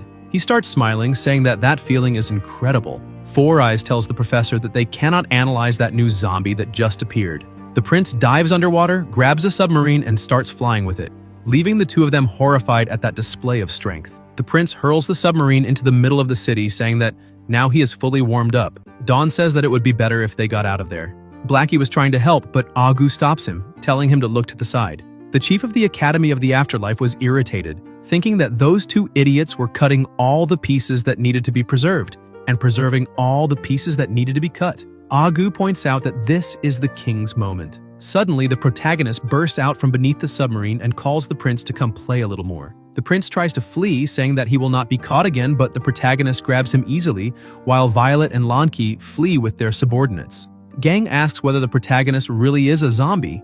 Zombie asks his opponent why he is trying to run away, and pulling him back, lands a kick in his face that nearly sends him out of the planet, but he was tied by a rope. Irritated by that, the prince grabs the rope that was holding him, saying that he can do that too. But the protagonist snaps the rope, saying that indeed he can. The prince comes crashing down, creating a huge explosion and sending the submarine flying upward, leaving everyone there shocked. The protagonist merely laughs.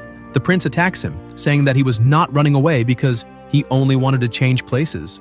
Zombie is also sent flying into the open sea and lands on top of an aircraft carrier, leaving the carrier's crew worried. The protagonist says that apparently his opponent likes throwing things around. The prince asks why the protagonist cares and points out that he can also throw things, if he has the ability. Agu and Blackie bring the chief of the Academy of the Afterlife to watch the battle. The chief becomes frightened, saying that they need to get out of there right now because he knows the protagonist is strong, but he knows the professor's capabilities even better. He points out that the professor is a genius who appears only once a century among humans, and that a single one of his experiments can turn an ordinary person into an unbeatable weapon. So if they do not get out of there right now, they might die. Blackie starts laughing and tells the human to shut up and take a good look. He points out that no one can defeat the true king. The only thing that can defeat him is God himself. The protagonist moves with terrifying speed, vanishing from where he stood and appearing right in front of the prince, who is shocked when he sees that the protagonist's speed has increased. Zombie's punch sends the prince out of the planet. He asks where he is, but when he looks ahead, he realizes it's already too late. The entire aircraft carrier with all the planes on top of it had also been thrown out of the planet, striking the prince while he was already on the moon. No one could believe the terrifying and absolute display of strength the protagonist possessed, but to him, that was only play. The prince, trapped on the moon, stays quiet for a moment, and Dawn points out that there is really no need for them to run because it is useless. No matter where they go, the fight will still reach them. Suddenly, the prince screams that he is not finished yet and pushes the aircraft carrier back toward Earth, leaping toward the protagonist and saying that the fight is not over. He tells the protagonist to stop being arrogant. Zombie looks up and starts laughing because he was excited by the battle and prepares himself before making a terrifying leap, saying that they can keep playing. His attack strikes the nuclear reactor and a huge explosion occurs in the sky, terrifying everyone because of the size of it. The others can only try to protect themselves. The two return to the ground and the protagonist keeps mocking him, laughing and asking his opponent what the problem is, because he thought he wanted to play a little more. Things like the wounds he just suffered are nothing more than a small itch. The prince could not believe his opponent's strength. Meanwhile, the others were asking if everyone was all right and whether the battle had ended. But the prince gathers all his power and says that this is not over yet, because he has a proposal. Since they are the same kind and cannot defeat each other, then why keep fighting instead of cooperating with each other? Because that way they could destroy that world together. And if he wants, they can divide the world into two parts. So each one gets half, and they never enter each other's side. People remain frightened by that because the battle had reached a completely different level. The prince asks what the protagonist has to say about that proposal. The true king stands up saying that he has no interest in destroying the world. The chief of the Academy of the Afterlife remains worried, saying that all of that is very illogical, and repeats that they need to run, because even though the protagonist is very strong, his opponent is not weak. So they need to preserve the situation and their strength in order to find another opportunity to attack. But Blackie tells him to stop being weak and shut his mouth, asking if he himself was not the one who said that the king could transform only once. The Academy chief cannot believe it. Zombie keeps laughing, saying that his opponent is not worthy of working alongside him, and asks how he dared to say that each of them should have half, because only the weak talk about destroying the world or ruling it every single day. Dawn asks what they're talking about since they are too far away. The prince continues to rage when he hears that he is not worthy, but the protagonist releases even more of his power, saying that apparently his opponent will not understand until he truly receives a proper lesson. The protagonist's body begins to transform once again. His skin, which had looked like that of a zombie, starts taking on the color of human skin. His body changes drastically into human form, leaving everyone shocked. After finishing the transformation, his gaze alone causes panic in his opponent. The chief of the Academy of the Afterlife, who had dozed off, is awakened by a slap so that he can see for himself, because now the protagonist was no longer the king of the zombies, but a new god. The two presidents say that the protagonist transformed again and that he looks completely different from the zombie king the professor created.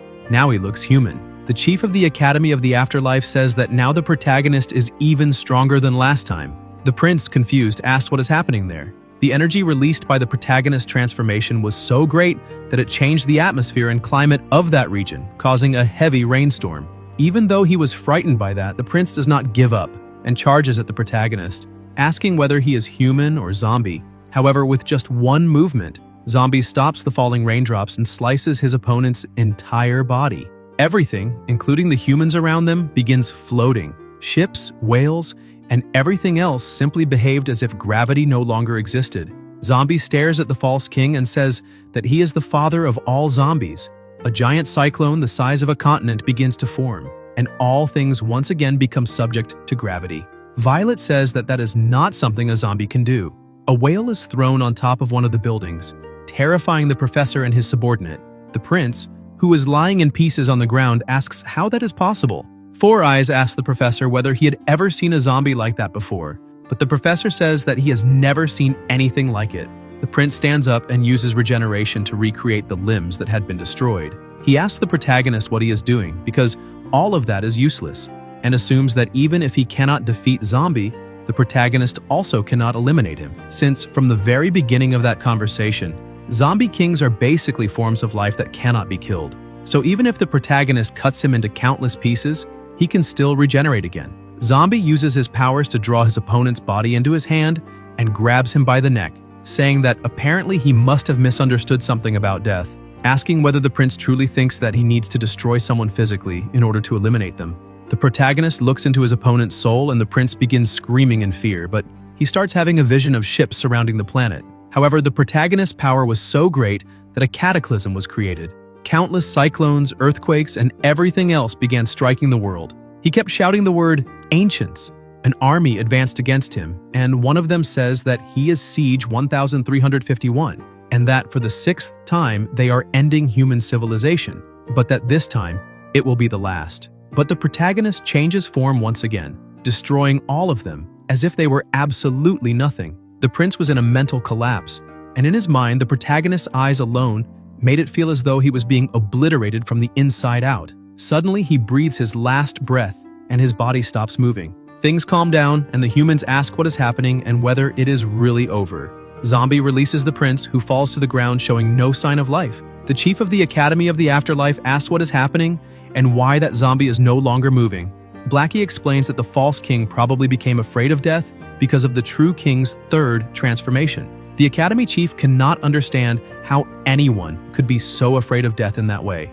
The professor also cannot believe how that is possible, but Four Eyes says that unfortunately, it is over. He tries to grab the professor, saying that all the area's defense ships are already gone, and that they need to try to escape while they still can, because if they do not leave now, they may not be able to escape anymore. However, the protagonist appears beside them, making all of them scream in fear. Four Eyes asks the zombie how he managed to discover that they were there, since they had never revealed themselves. They are frightened and trembling in terror. Zombie asks whether they prefer to surrender peacefully or whether they want to go meet that zombie king, and says that they have 1 second to decide.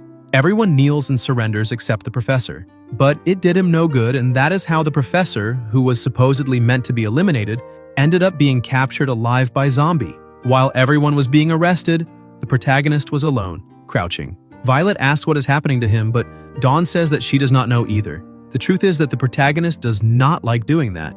Using his strength is something very frightening, because one small mistake could make him completely destroy the world. That is why he wants to be a good zombie. Violet asks Dawn to go over there and ask what is wrong, but she refuses, saying that she does not have the courage to get close, and asking whether Violet saw how frightening the protagonist can be when he is angry. But Violet shoves her, telling her to go already because if she does, she will be promoted to vice president of the zombies. Even trembling with fear, she goes over there and asks whether he is all right, saying that they are already prepared to return. But the protagonist stands up and says that he is hungry, and that alone is enough to nearly scare her to death. On top of that, he points out that he really wants the tear-resistant shirt he had asked for earlier. Dawn realizes that he is completely passive again. She asks whether he can remember what he just did. He says yes, though it is a little blurry. He points out that he has already lost his sense of time, but clearly remembers eliminating many strange zombies like that one. However, all of them were very weak compared to his true powers, so he does not care to remember when or how he eliminated all of them. Meanwhile, inside the car, the professor starts laughing and his subordinate asks what is wrong. But the professor keeps talking to himself, saying that he never imagined anything as strong as the protagonist, and thrilled by that display of absolute power, becomes obsessed, saying that he will definitely obtain a sample of that being's genes and create a creature even stronger. And that was how the zombie king created by the professor was eliminated by fear of zombie, and the incident with the professor finally came to an end. Meanwhile, in a secret meeting, the committee asks the protagonist whether he has any problem becoming a president. He replies that he has none, and the committee emphasizes that he needs to remember that becoming a president is not just about being strong, but about being able to maintain and protect his citizens. In addition, if he fails to make the city exceed a population of 10 million before the deadline, the title will be revoked. After everything is explained, they ask which city he would like to take. Zombie smiles and says that if that is the case, he would like to take the city where he captured the professor, City H. The committee is confused, saying that it is a deserted city with no people, and that if he wants to raise chickens, he first needs eggs to hatch. One of the committee members shouts that even if he does not have eggs, he should at least have a single cell, and that place does not even have a single human hair, so how is he supposed to develop it? Because he needs to keep in mind that if the population does not reach the required level, his presidential position will be revoked immediately. But the protagonist insists, saying that he wants that city regardless of the situation. Because of his insistence, the committee ends up agreeing, granting the city to him and appointing him as president. Some people question how the Academy of the Afterlife found someone as foolish as that, because there were so many perfectly good cities, and he ended up choosing one that was completely deserted. So how is he supposed to develop it? Even Violet cannot understand the criteria behind his choice. But after becoming president, the only zombie regiment army was expanded into 4 regiments that helped protect the city. On that day, a remarkable historical moment took place. The children, together with their zombie mother, say that their new home is very big and that there are even humans there. It was a unique sight, with human soldiers helping the zombies move into their new home. The protagonist, together with his close aides, simply watched the move, Blackie says that he has a report to present to His Majesty and says that all the new citizens were moved into the city according to orders. The soldiers shout and a small child gets scared and runs to his zombie mother, saying that they are going to use the metal rods again. But the soldiers had only shouted to get attention and point out that President Zombie's orders are absolute, like a commandment from a god. So the president's people are the same as their people and they are there to escort them safely to their new homes. Fur gets excited, saying that they finally have their own city. The protagonist points out that sometimes, in a race toward prosperity, it is not necessary to maintain or create a war with others. Agu asks the king what they should do with Vermint, since he has already been hanging there for a few months. Zombie tells them to leave him hanging a little longer. He was hanging there in punishment at the city council building. Vermint shouts that he was wrong and promises to be obedient from now on because he does not want to become an idiot zombie. The zombies were finally living a dignified life, thanking the king for giving them a home. Meanwhile, Violet was trying to train with Dawn, but she was being completely humiliated. She asks how that can be happening, but Dawn only laughs at the situation. Violet cannot understand how she can have two completely different personalities. Dawn only keeps laughing and says that she can still fight. Violet feels challenged and charges once again, but Dawn twists her neck backward, terrifying the president, forcing her to retreat and question whether she is still human. Dawn rushes at her at full speed and fires countless shots, making the president run. Dawn asks if Violet does not think that now she can become a president too. Violet remains under pressure, only dodging the attacks, but she decides to go on the offensive, saying that if Dawn really wants to become a president, then she had better show her most powerful abilities. Dawn realizes that the next attack is going to hit her and activates the cells the protagonist had given her. Violet unleashes countless slashes, but Dawn dodges and asks whether the president is really trying because how can she use her most powerful abilities if she keeps acting like that? Violet attacks again, cutting Dawn in half, but Dawn only keeps smiling. The president gets worried, asking why she did not dodge. However, Dawn's body begins regenerating, and Violet asks how that can possibly be fair. The president retreats, saying that this strength is far too exaggerated and questions what Zombie did to her. Dawn asks if now she is worthy of becoming a president, and moving even faster than before, attacks the president, landing a direct blow and throwing her against the wall. Violet admits defeat, saying that they need to stop there. Dawn returns to her normal form and her personality changes too. She gets scared, asking her big sister if she's alright, and emphasizing that she did not do that on purpose. Violet asks if she really is not a zombie, even after being bitten by the protagonist. Dawn says no, because she went through a full examination in the laboratory the day before and everything, even her body cells, is normal. Basically, there are no changes in her body. The president asks how she is supposed to explain turning her head 360 degrees and regenerating. Dawn hesitates a little, but says that she does not know either. However, that feeling is as if she can transform whenever she wants, yet she does not feel anything different. And whenever she feels a little down, she herself can give herself a few stimuli to become stronger. And the best part is that she feels no side effects even after using it for a long time. Violet listens to that whole explanation and gets a little irritated. Dawn notices that the president's reaction is not right and asks if something is wrong. Violet stands up and shouts at her to move aside.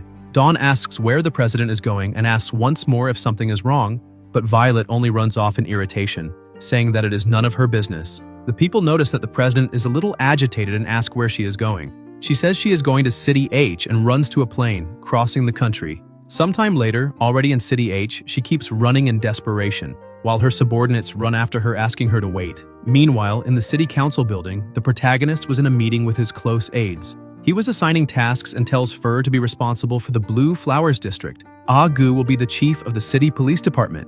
Lang will be responsible for civil administration, and Blackie will be responsible for the city treasury, which means that from that moment on, all of the city's money will be under his care. However, that responsibility is enormous, and the protagonist emphasizes that he must exercise control and account for every single cent of the zombie city treasury. Suddenly, Violet bursts through the door and the protagonist asks what brings her there.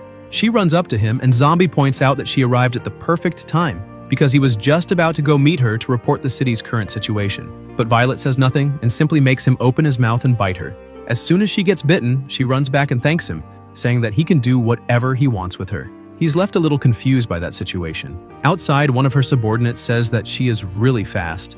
On top of that, he scolds her, asking if she forgot about that spy and says that she should not forget that the protagonist can control people's minds. So how can she let him bite her like that? Her position is very high, and If he controls her and makes her do something bad, what would happen then? But she had already made up her mind and says that if she can get a ridiculous increase in strength, the ability to reattach parts of her body, and on top of that never die, then she does not mind doing whatever he wants her to do. Even if he wants her to do a sensual dance in the middle of the street, she does not mind fulfilling his wishes. After that, the protagonist began to reform and develop the city he had received. After assigning work to his subordinates, the city slowly began to function. Clothing stores, hair salons, real estate agencies, and even a driving school.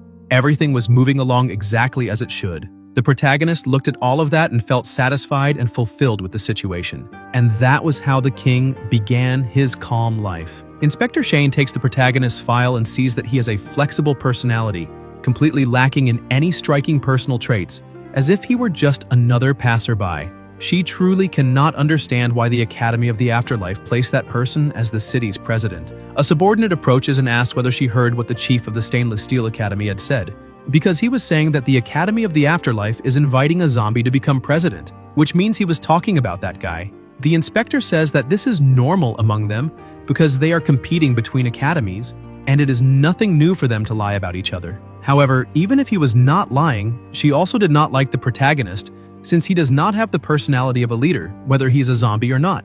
So perhaps she will have to go there in person to see for herself what is really going on. Meanwhile, at the North Pole, a group of people was gathering. Professor Strange points out that he had heard a rumor that they had discovered the body of the ancient people there. A young man says that it is true that the body is a dried corpse thousands of years old, and that they found it while carrying out some experiments. The body is buried 500 meters deep in the ice, but they are trying to extract it using a crane. The professor tells them to be careful not to damage the body because, if it really is an ancient one, it could become a great discovery for all of human civilization. The team takes the utmost care in recovering the body, and the professor, excited and smiling, says that he truly hopes that it will be a revolution for ancient civilization research, because as president of the Academy's archaeological department, this is the first time he has felt so nervous. The crane manages to pull out a massive block of ice and slowly begins lowering it. A mummified body with a female appearance was truly inside the ice. The professor is astonished and asks if that is real, but suddenly something approaches the young man, covers his mouth, and bites his neck. Frightened, the professor asks who or what that is, because it is not part of his research team. But the others simply shove the professor aside, and the leader tells them to use him as a sacrifice. Those people ask the professor to stop struggling because they only need a little blood. As soon as the block of ice is placed on the ground, they begin breaking the ice to remove the body from inside it. As soon as the ice is removed, the woman who had been trapped inside steps out as if nothing had happened. Everyone present kneels, greeting the Blood Queen. They shout that they wish the Blood Queen a long life and eternal youth. But in a serious tone, she tells them to answer whether that damned zombie is still alive. One of her disciples says that he is still alive, and that even after 1,000 years, he is still more alive than ever. However, even after he wiped out a human civilization last time, now he is together with the humans, and he himself started rebuilding his own clan. Another subordinate tells her to be very careful, but the queen promises that she will not lose to him again. In Guangdong province, at the academy headquarters, the protagonist was enjoying some tea until he receives the information that someone was calling for him. Inside the headquarters, the whole group from the Academy of the Afterlife was gathered. The young man who had been bitten earlier was screaming in pain. Violet asks what that thing is, because she has never seen anything like it. Lanky says that it also looks like a zombie, but according to the database, he is a member of the exploration team from the nearby province. However, the boy was found wandering at the North Pole. On top of that, the archaeological team leader who had been with him disappeared. Violet points out that they must call a professional. A short while later, the president of the undead arrives in a car, and his whole army welcomes the president. As soon as he enters the building, some people begin staring.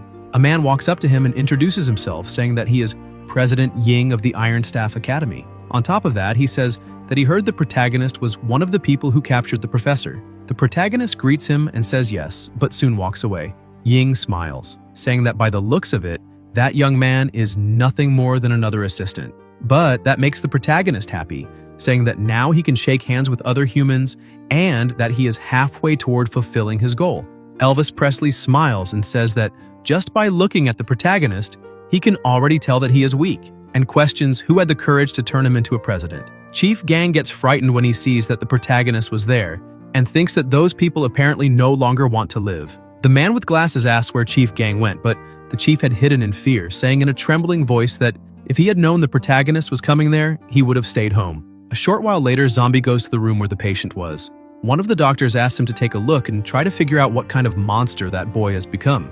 But the protagonist points out that he does not even know what he himself is. So how is he supposed to know what kind of monster the boy is turning into? However, as soon as he looks at the boy's neck, he notices 2 puncture marks and is surprised. Violet notices that and asks what he found. The boy who had previously been completely out of control becomes afraid when he sees the protagonist. Zombie had transformed by accident because he got excited after realizing that the Blood Tribe had returned. His excitement was starting to go out of control and his power was released unintentionally, causing a massive explosion in the place.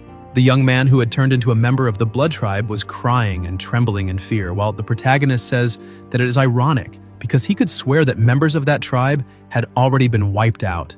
The members of the other academies are thrown around as if they were nothing but paper. They ask what happened and why that president called Zombie suddenly blew everything up. The protagonist continued excited, saying that all of this was very interesting because he was certain that he had eliminated every last member of that species.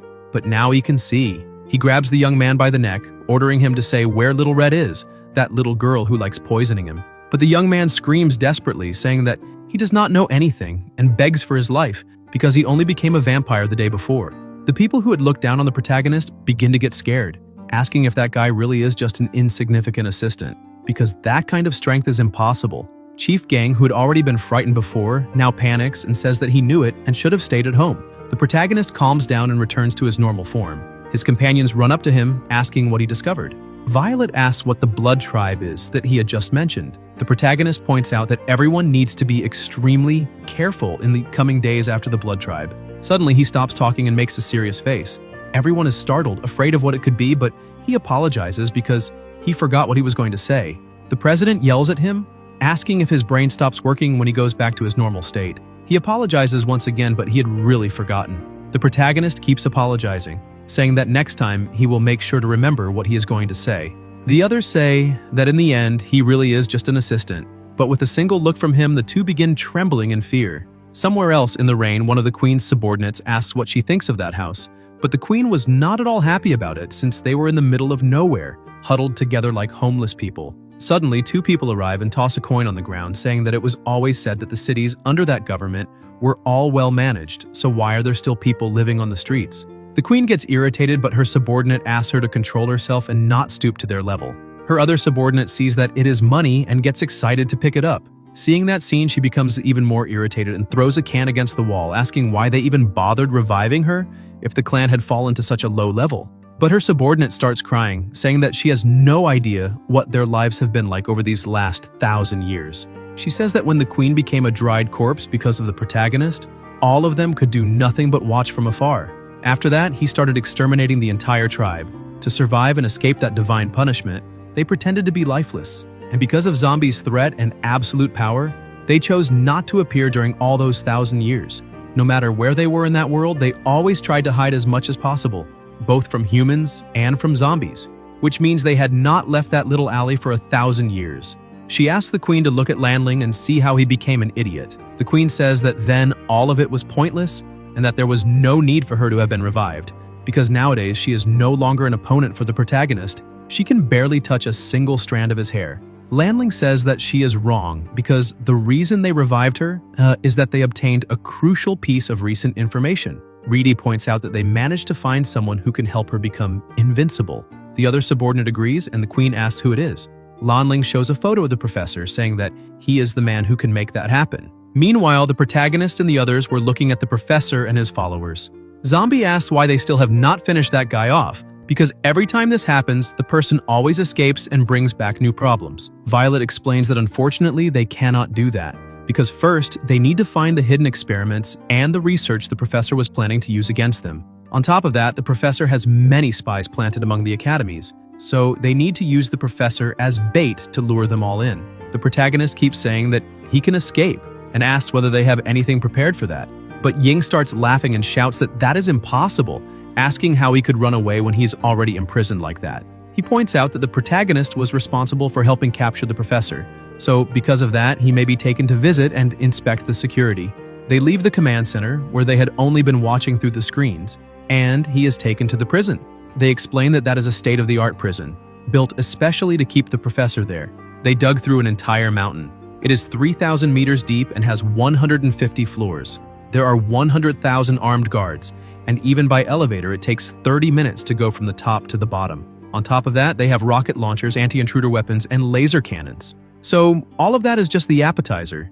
One president is guarding every 100 floors, for a total of 30 presidents and 2 chiefs watching that place. So how could one person possibly escape that level of security? On top of that, he says that they also installed bombs, so the professor is currently tied to the bomb detonator, and the power of the blast is greater than 10,000 tons of TNT. When someone gets close to him, the bomb will detonate, and even if someone manages to free him, they will die in the explosion. So even if a god were to descend there, all he would be able to take out would be a lifeless corpse. The protagonist, even in his basic state, feels secondhand embarrassment when he sees the humans' disorganized actions. He steps back, laughs, and says that he wishes them good luck, but he needs to leave. Meanwhile, in a distant alley, Ying's image was already in Her Majesty's hands.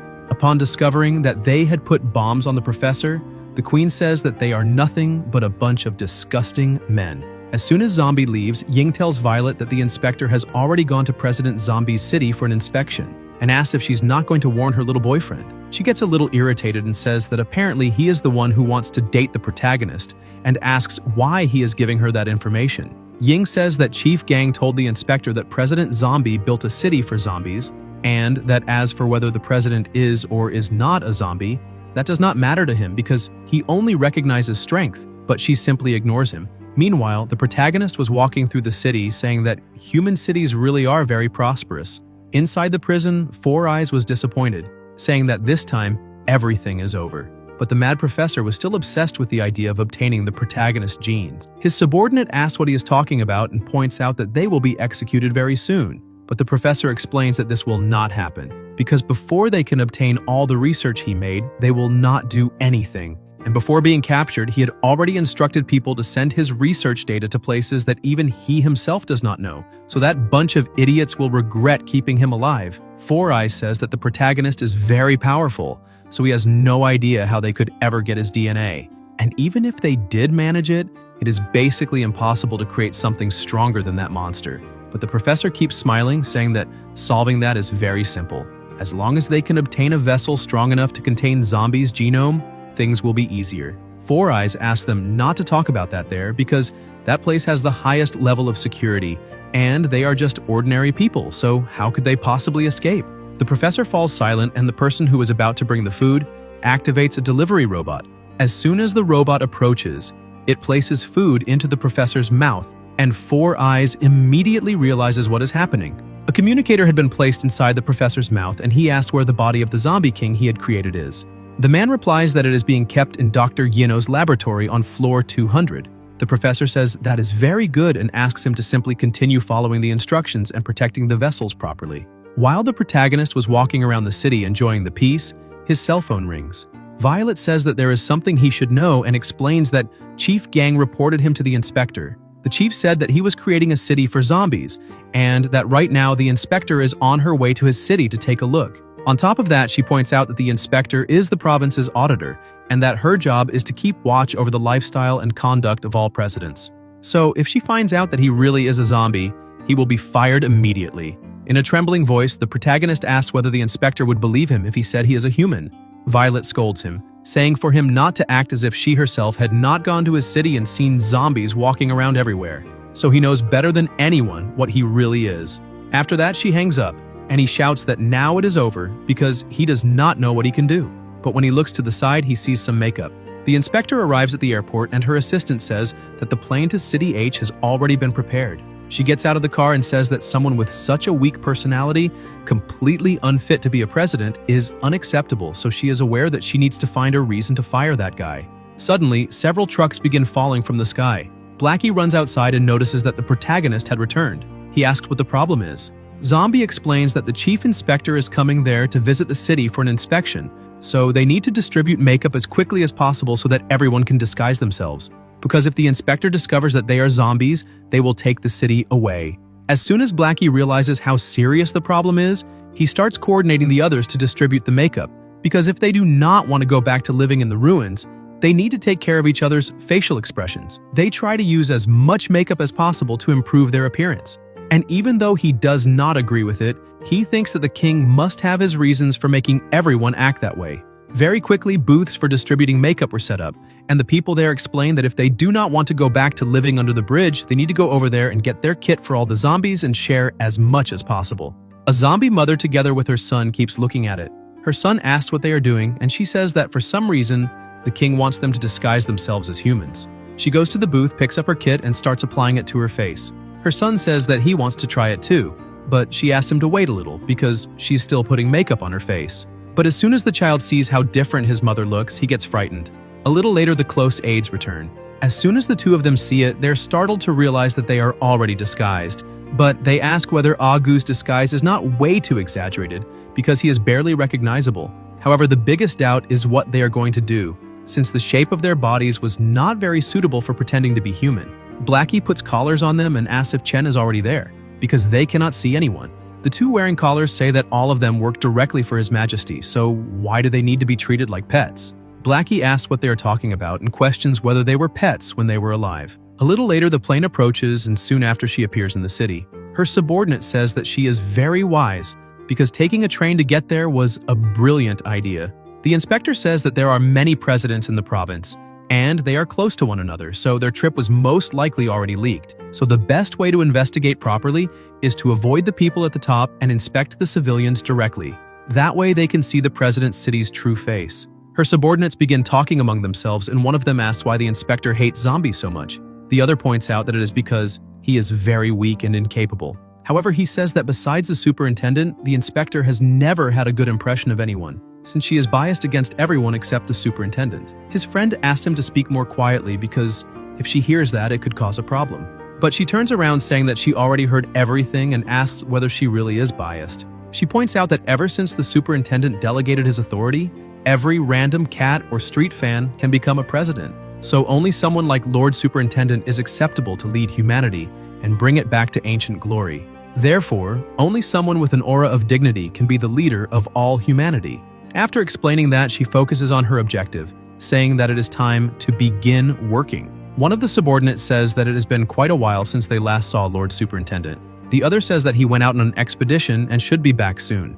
Meanwhile, at the airport, the plane had already landed and they were waiting. Blackie thinks that is very strange and asks why the inspector is not there, because she should have already gotten off the plane. Buff Piccolo says that they must have been delayed and that it is better to wait a little longer. Meanwhile, the inspection had already begun. The subordinates go to a shop and ask if they can ask a few questions. The first question is why all the products inside are made of eggs. But the shopkeeper asks what he is talking about because he cannot hear him or even see him. The agent is impressed and asks if he is a deaf and blind person. Meanwhile, his colleague was asking someone else on the street whether after the president took over that city, he had done anything to oppress the population. But the young man shouts that this never happened and points out that the king is super kind to everyone. Because not only did he give them a good house to live in for free, but he also provides free eggs every month. However, the young man's arm falls to the ground, leaving the agent terrified by the situation. The boy picks up his arm and runs off, saying that he heard his mother calling him for dinner, and explains that it is only a prosthetic, and they do not need to worry about anything. The inspector was completely irritated, asking why there is not a single person with a normal mind in that city because it is the first time she has seen humans as retarded as zombies. She asks if it is possible that the protagonist built a city full of weirdos and lunatics. However, she tells them to write that down because she can use that information to remove him from his position. One of the soldiers notices that the protagonist was standing still, staring into nothing, and asks if there is any problem. Agu also comes closer, asking what happened. The soldier says that he also does not know because the protagonist started acting like that after eating lunch. Agu looks at the situation and realizes that his king had started drooling and trembling. Irritated, he grabs the guard by the neck and asks whether he put anything strange in the king's food. The soldier says that he does not really know whether he made any mistake because the protagonist had said that he was hungry, so they prepared some spicy scrambled eggs. Agu asks if he said spicy because that is very bad. He explains that the king cannot eat that. The soldier, a little frightened, asks what happens if he eats it. Agu, terrified, explains that pepper is like a stimulant for his king and that now he will be stuck in berserker mode for at least a month. He calls Blackie and screams, saying that the king ate spicy scrambled eggs and that the situation is not looking very good. Blackie gets scared and asks if he really was unable to get rid of all the pepper. Agu says that he also does not know how the soldiers managed to get that, but the most important thing now is to know what they are going to do. Blackie says that it is useless, because even if he asks what should be done, he has no idea, since no one can stop someone like the king.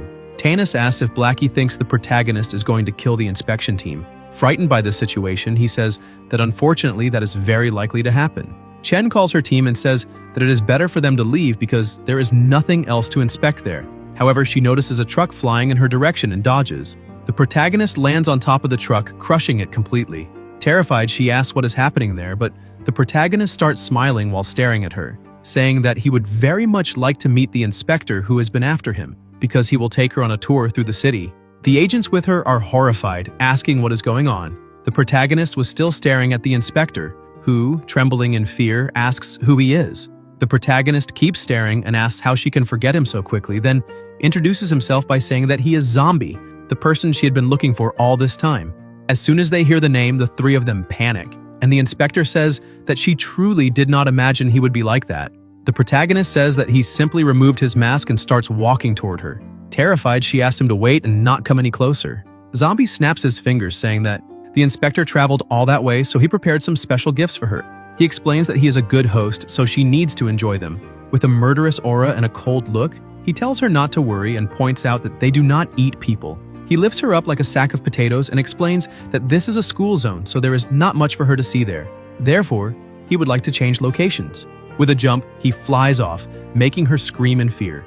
Almost leaving the planet, she screams for him to wait. Her subordinates panic when they see that he jumped so high, but say that they cannot just stand there watching and need to do something. The protagonist's close aides notice that the inspector is with him, and that they need to get there immediately. High in the air, he lifts her even higher and tells her to take a good look, because that is the city she wanted so badly to inspect. He points out that it has more than 2 million square meters, and that they even opened construction land. They have numerous white-collar workers, publicly traded companies, and construction workers. Therefore, they have many jobs there, and the plan is for that to expand even more. He points out that all of that can generate billions in tax revenue for Guang City Hall every year. Chen, who was completely terrified while being dragged everywhere, says that she understands already and begs him to put her back on the ground. But the protagonist simply ignores her, saying that now they need to talk a little about law and order. He returns to the ground but keeps dragging her around, saying that they always obey all traffic laws and regulations and that no one is allowed to violate them. A disguised driver ends up letting his leg fall off, cannot brake in time, and runs the red light toward the protagonist. While explaining traffic laws, he points out that if there is any infraction, they are simply sent flying back, and he kicks the truck, sending it flying very far away. The truck flies so far that it gets stuck on top of a skyscraper. Blackie goes over there to save the driver. The inspector screams that the protagonist just killed someone, but he says no, and points out that that is impossible because all his subordinates are incomparable powerhouses and would never let the citizens die. Her subordinates run over to her and the protagonist throws her back to them. He turns his back and walks away, saying that he knows very well why she is there. However, he will let her return alive, but he wants to make one thing very clear. With a terrifying stare, he looks at her and says that that city now belongs to him and that no one can stop him. He says that he hopes he made that perfectly clear, but if she truly thinks she has already lived long enough, then she can try to do something to take the city away. Her subordinates are horrified, and one of them says that they need to go back now because his legs have already gone numb. The other asks what is wrong with that guy and questions whether that is really something a human can do. And if they compare the protagonist to the department chief, he is far more insane, which makes them ask who the idiot was who said he was weak and cowardly because that person needs to be fired immediately. The protagonist starts walking away and says that they can leave now since they do not provide free food, so they had better go before he changes his mind. The inspector tells him to wait and admits that he really did an excellent job managing that city. But as a president, others may also be capable of managing a city. However, it is also necessary to have a certain level of combat power. Upon hearing that, the protagonist stops walking and everyone is completely stunned. She continues saying that only someone with enough strength can protect an entire city, and that unfortunately she still has not seen whether he truly has enough ability to protect it. All of his subordinates run toward her and try to cover her mouth, but Zombie asks what she just said and questions whether she really wants to see if he is capable of that. Even while everyone tries to stop her, she says yes. They go to the edge of the sea and his subordinates begin getting scared, saying that they have a bad feeling. The inspector finally approaches and asks why they are there, but the protagonist's aura was so terrifying and dense that it took the shape of a demon. Agu tells the inspector that whatever happens from that point onward is entirely her fault. She asks what he's talking about, but he only points out that it no longer has anything to do with them. The protagonist simply looks at her, and she asks what he is doing. But as he releases a little of his power, the stones around him begin floating, and he transforms once again into a human, leaving everyone there shocked and asking what had just happened to him. The ground and the sea begin behaving strangely. Her subordinates say that they just felt the air change and ask what he is trying to do. But when he jumps, the pressure is so great that it throws everyone backward, pushing the seawater away. They ask where the president went. Agu brings binoculars, and as soon as she looks, she is stunned because he was on another planet. Trembling, she asks how that can be possible. The protagonist looks back at Earth and focuses. The inspection team screams that that man is completely abnormal and that there is no chance he is human. As he focuses and throws a punch into the air, the pressure of the blow alone displaces an enormous mass of air. His close aides scream that that is not good at all. Agu shouts for everyone to protect themselves immediately. The mass of air displaced by the protagonist strikes the middle of the ocean, causing a massive tsunami. Agu manages to protect everyone, but the whole world feels that tremor. The alarm at the Academy headquarters goes off, saying that danger is approaching and that a level 12 tsunami has been detected. Violet could not believe what she was seeing and asks whether the world is ending. The alarm keeps ringing and level 1 defense is activated, preventing the water from entering the city. The protagonist returns to the ground, once again creating an opening in the middle of the waters, and asks whether she has seen enough now. A gigantic vortex is created and the water surrounds everyone. The inspection team was completely terrified and could barely remain standing. Having accepted the situation, they simply stay silent and get into the car to leave. The inspector says that he is a monster, and her subordinate says that there is no chance he is human, because even monsters are more human than he is. His close aides ask if that was too exaggerated and whether it is dangerous that they may want to inspect the city again. But Blackie points out that he has the feeling that this is not going to happen. The inspector lost her mind after returning, and the protagonist's city quietly received approval. At the same time, on the other side of the planet, inside the prison laboratory, several people were commenting on how strong the protagonist was, since they could not understand how he had managed to eliminate that man. They also felt it was truly a pity what had happened with the professor, because in order to create a monster of that level, he had basically been trying to create a god, and if the professor had been working for humanity, the real question would be how advanced they might be by now. While they were distracted, saying that it was impossible for that thing to still be alive, other scientists were preparing a small mixture. The professor gave the command, telling him to do only what had been agreed upon. The order was to mix CHR-47 with some secretions from the main vassal. The mixture had to follow a 7-to-1 ratio. Since the zombie king had only had his consciousness destroyed while his physical body remained intact, they needed a chance to revive him. After the mixture was ready, he would need to find the perfect opportunity to inject the solution into the zombie king's body. One of the presidents said he would step out of the room to patrol, and the other replied that they were 3,000 meters underground, so there was nothing to patrol down there. The professor's subordinate seized this opportunity and injected the liquid into the zombie king's body. The president reacted quickly, shoving him against the wall and demanding to know what he had just done. Suddenly, the zombie king opened his eyes and caused a massive explosion. Ying was startled when he saw that the alarms had been triggered and asked what was happening. The zombie king came back to life, and the professor ordered him to eliminate everyone and get him out of there, promising that if he succeeded, he would turn him into a zombie as strong as the protagonist. Meanwhile, inside an airplane, a man kicked the door open, holding a gun in his hand and shouting for no one to move, saying that if everyone behaved, then no one would get hurt. He approached the pilot and told him not to try anything funny because once they were done, the plane could return to its normal route. The Blood Queen pointed out that it seemed the place had an early warning system covering a radius of 100 kilometers, and that this was the only option for them to get inside. Lanling told her that they had self-destruct bombs planted there by the professor, and asked whether she had a better battle plan. The Queen replied that it was unnecessary, saying those were merely human tricks, and if she could not deal with something so simple, how could she be considered a queen? The only way to deal with those who resort to violence was to be even more violent. She ordered her disciples to eliminate everyone in their path. The presidents noticed that someone was approaching through the air. Ying shouted that it was a prison break and that everyone had to prepare to defend the place. The armed guards tried to contain the invaders, but they kept advancing. One person told everyone to stay calm because they still had the 30 presidents with them. Gang and the chief of the Beyond Academy heard a loud noise and wondered if it could be a prison escape. The Blood Queen entered the floor. A little lower, on floor 320, Ying and his companion were guarding the area. On floor 500, the chief of the Beyond Academy and gang were ready. Far below, on floor 2990, the fake Zombie King was breaking free, while the professor was on the very last floor. With extreme ease, the fake Zombie King defeated everyone in his path and went to the professor saying that he hated him. He questioned what made the professor think he would save him, saying that if he had to choose between the professor and the protagonist, the most important thing was for the professor to die. However, the professor remained confident with a smile on his face. He told the Zombie King that after fighting the protagonist, the Zombie King probably believed he was unbeatable against anyone except the protagonist. But the professor reminded him that he was his creation, and although he himself was only an ordinary human, the Zombie King needed to understand one thing. If the professor wanted him alive, he would live, and if the professor wanted him dead, he would die. Therefore, his creation should not try to play games with him, since it was still very young. The fake Zombie King grew somewhat irritated by that statement, but the professor told him not to worry, explaining that as long as the Zombie King helped him achieve his goals and dreams, he would end his own life afterward. The Zombie King felt somewhat relieved and remarked that humans were 10,000 times more terrifying than any other form of life when they went insane. He asked whether what the professor had said about making him stronger than the protagonist was true.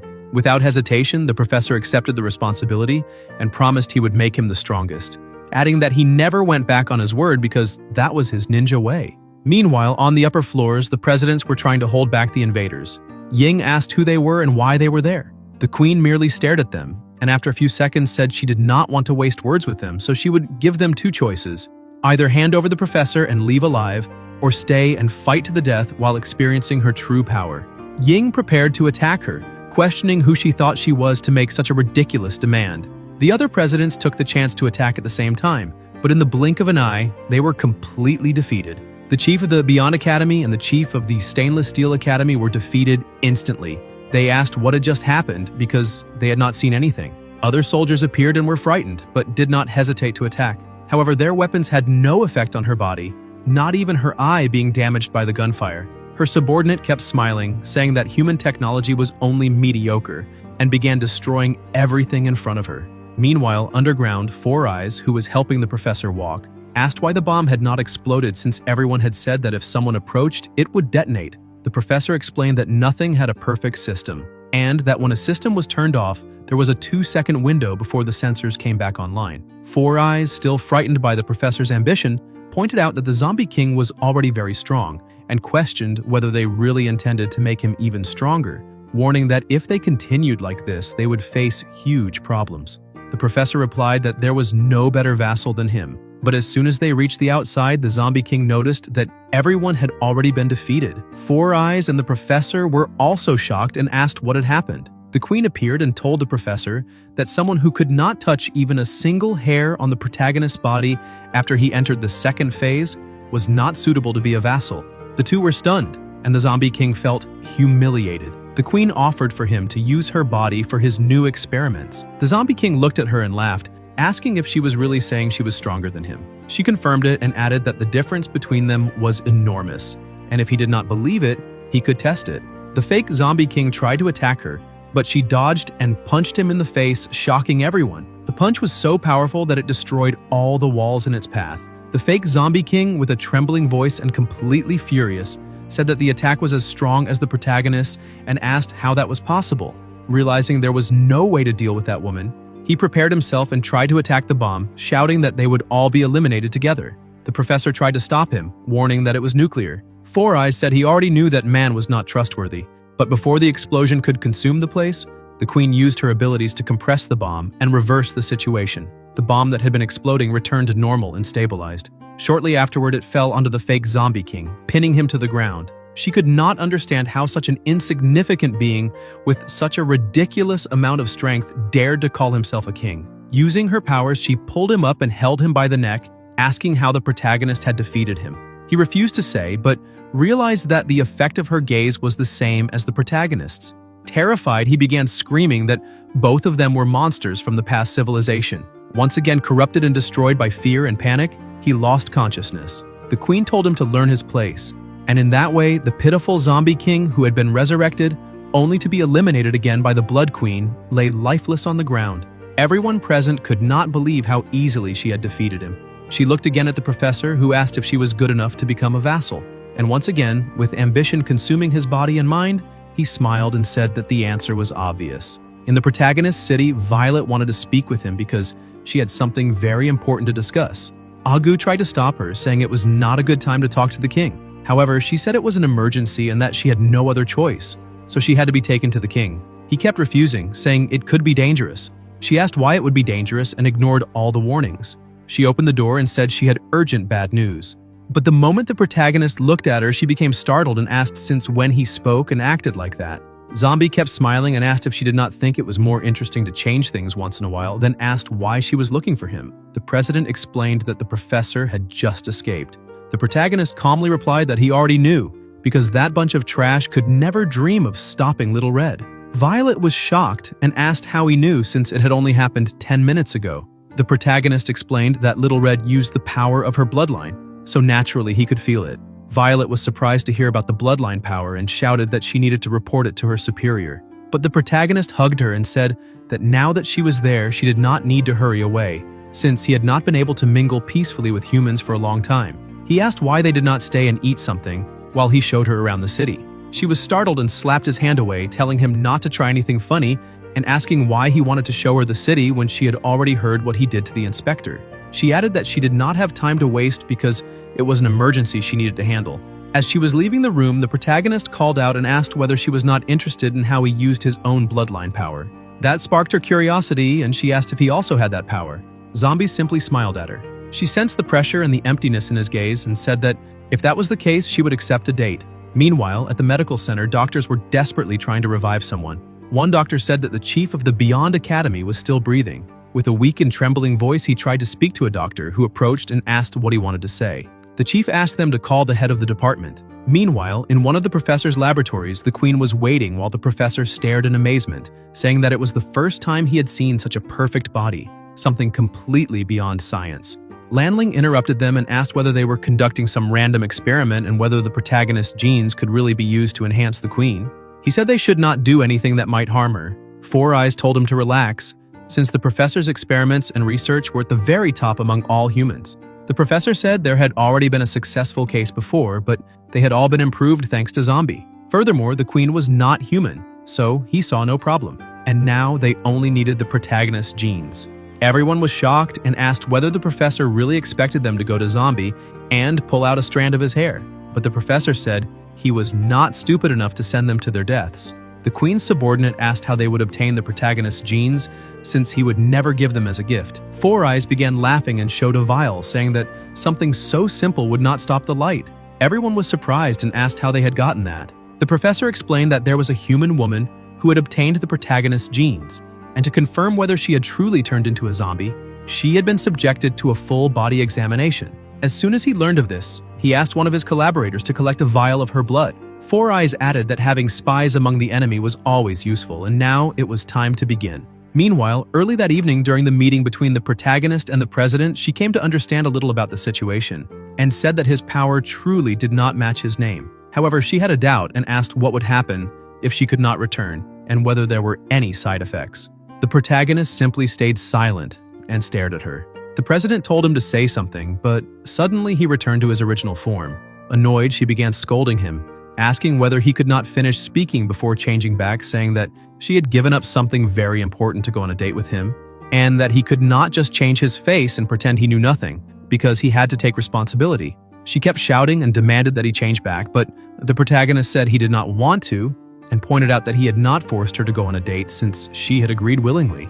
Violet asked the chef where the peppers were because she wanted a kilogram, but he explained that all the peppers in the city had been confiscated by the head of the department, Blackie. 2 months later, Lonky said that it was the second time she had gone to the hospital to see her chief. He said that he had asked her to send the message before losing consciousness and asked whether she had done it.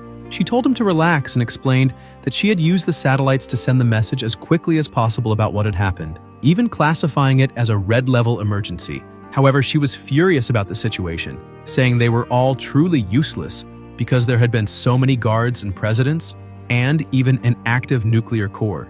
Yet they had all been defeated and destroyed by a single woman. The chief explained that the opponent this time was completely different and that the core had obviously been activated, but that woman had somehow suppressed it and returned it to its normal state. Furthermore, he added that she was clearly not someone from their era.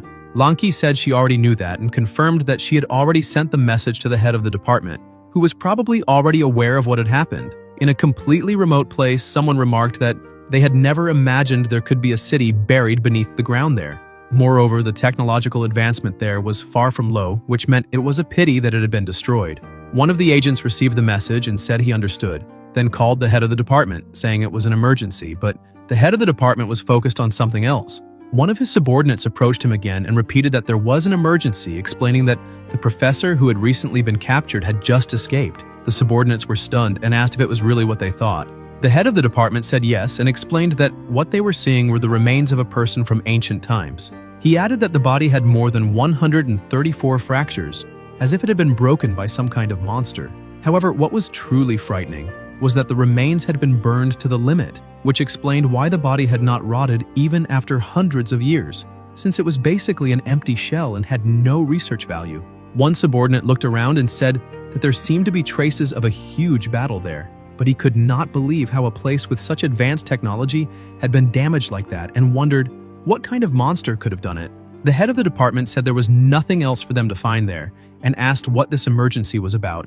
His subordinate explained that the Beyond Academy had recently recruited a new president who captured the professor, but for some reason, the professor had managed to escape again, and many presidents had been injured in the process. Right now, the headquarters was in a state of emergency and their available combat power was insufficient. As the situation was being explained, one of the subordinates noticed something on the ground and began examining it, asking what it was. A sound echoed through the place and an illusion appeared before them. The subordinates could not believe that such technology was still functioning even after millennia of degradation. The projection said that it was the first time he had seen a human with that kind of physical strength. One of the subordinates warned the head of the department to be careful, but he asked why they were panicking when it was only a projection. The projection said it could make him more powerful if he swore an oath of life to protect human civilization. The head of the department said that was natural and there was no need to insist on it because he only wanted to understand the ancient humans better. He asked how they had been annihilated in such a way. The projection displayed a picture of the protagonist and said that he was responsible for destroying everything that was alive at that time. 1,000 years ago, the world was not like it was now, with only 2 great continents. Back then, the Earth was divided into 7 great continents and 8 great oceans. There were around 100 countries, and humanity was glorious. In order to increase humanity's power, they gathered all their resources, and many of them discovered the technology needed to build spacecraft. Their technological level reached an unprecedented height, and they were even able to fight aliens. But even their advanced technology was nothing before that existence, and the monsters hidden deep within the Earth were not even worth mentioning. Despite all that power and glory, there was still one absolute existence. That zombie was the only one they could never defeat. A subordinate asked why they could not defeat him.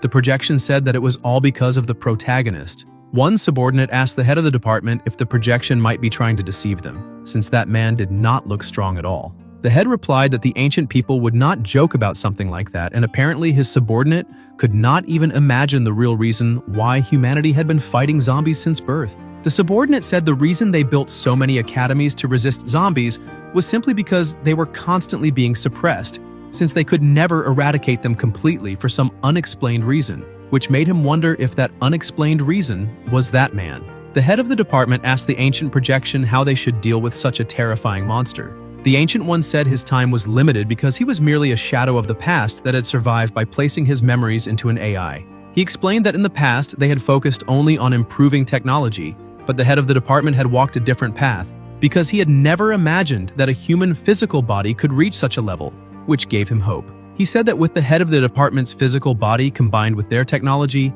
they had a small chance of defeating him. One of the doors opened and the technology was revealed. The head of the department asked if that was ancient technology. The ancient one told him to always remember that no matter what race appeared on Earth, zombies were humanity's greatest enemy. The head of the department told his subordinate to take the gauntlet and thanked the ancient one, promising they would not disappoint him. After taking the gauntlet, he gathered everyone and said it was time to leave because the rest of the equipment there was useless. One subordinate asked whether they would search for the man shown on the screen, but the head said it was not the right time since they had to deal with the professor first. The world was too big, and finding a single zombie would be like finding a needle in a haystack. Violet received a call and told the protagonist that the head of the department was returning and had asked everyone to gather, adding that the protagonist should also go. He was surprised and asked who this head of the department was. Sometime later, the professor was about to reach his objective and suddenly began smiling, saying he had finally succeeded. Lanling, holding a coin in his hand, lamented that the entire tribe only had one coin left and that with the Blood Tribe ruler, they could not feed everyone, even if he worked 10 different jobs a day.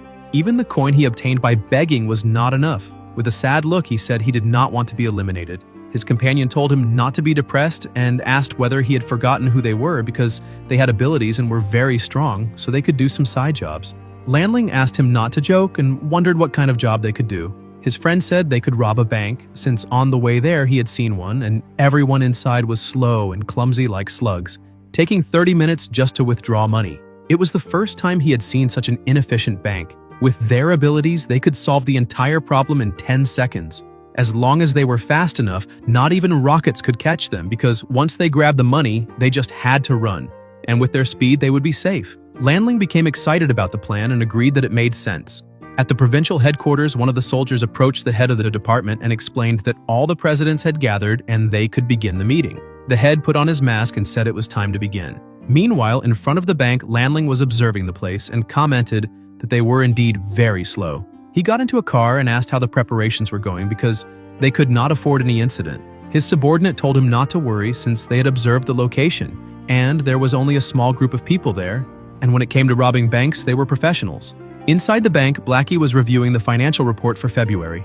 Lanling and his companions prepared to enter the bank, but they had chosen the Zombie People's Bank. A soldier delivered a report saying all the calculations were finished, and the current assets totaled $435.5 billion.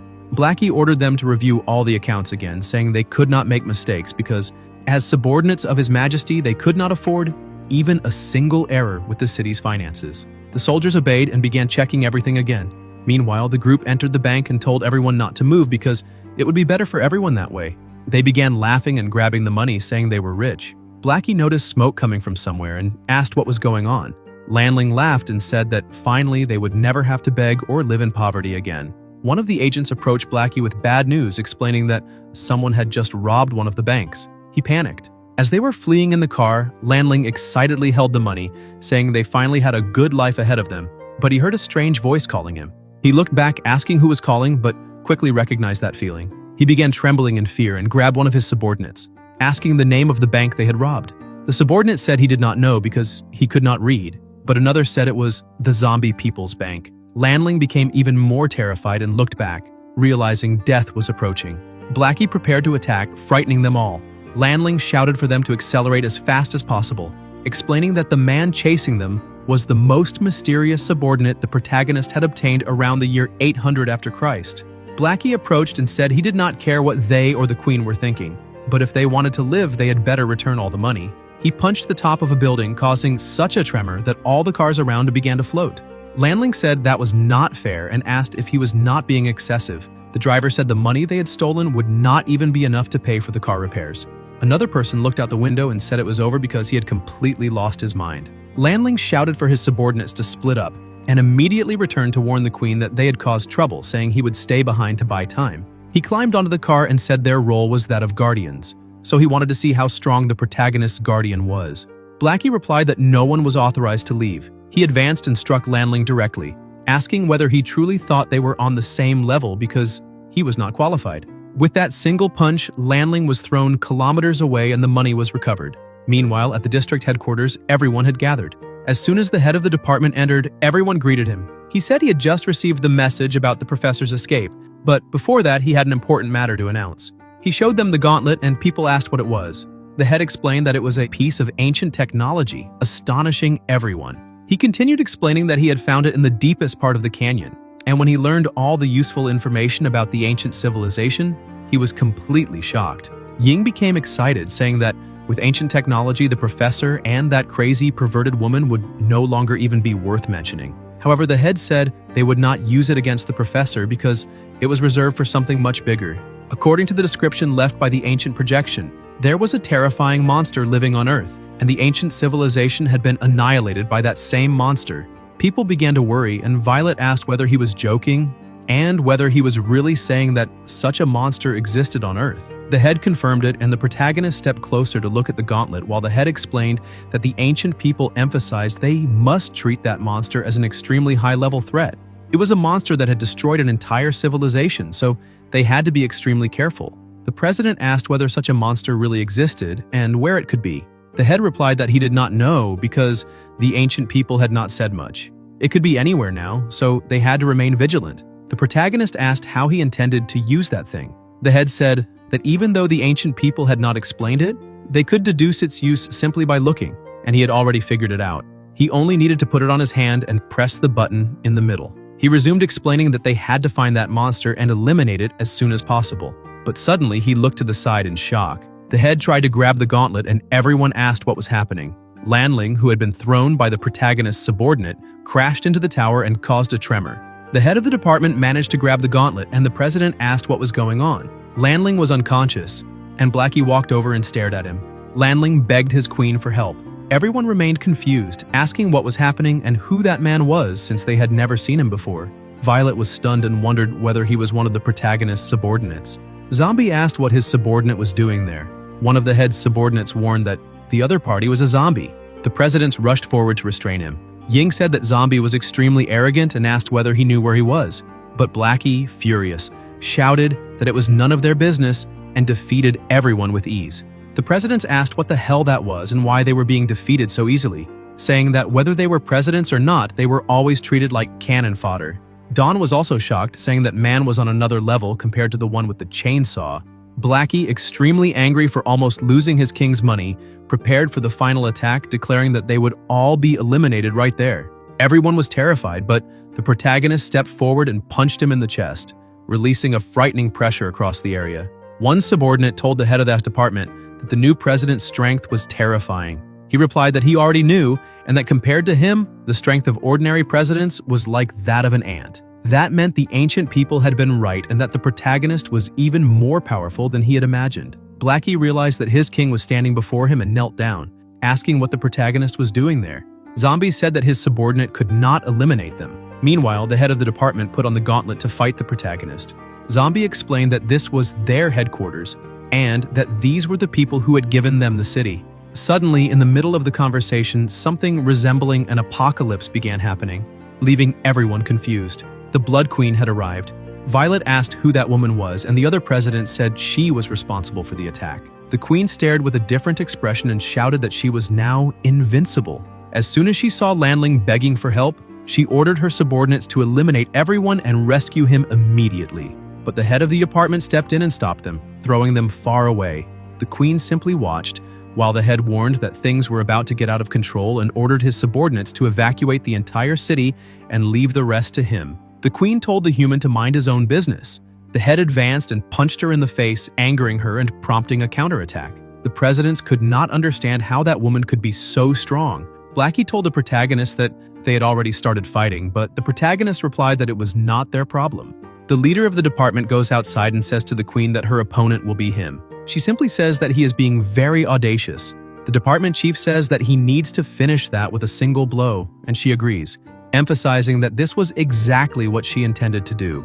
The two prepare themselves and rush forward to end that fight, and the impact of their two strikes creates enormous pressure all around them. But the gauntlet is completely destroyed, and the leader of the department is thrown very far away. He becomes irritated, saying that ancient technology is complete trash, and that if he had known that, he would have fought with his own strength. However, the queen praises him, saying that he is the human with the most powerful body she has encountered in the last several hundred years, and that, if it had been 1,000 years ago, that piece of technology might have made their battle uncertain. But it is a pity, because now she will have to lay him to rest in peace. But before she can say goodnight to him, Vermint charges in from behind, forcing her to retreat with a devastating strike. The president tells the queen that apparently she picked the wrong opponent. The queen, a little confused, asks what is going on there, but Violet says that now she will handle the fight from that point on. However, her mood, her eyes, and even her aura are completely different from normal. Lanky becomes frightened and asks what happened to her friend. Even the queen is surprised.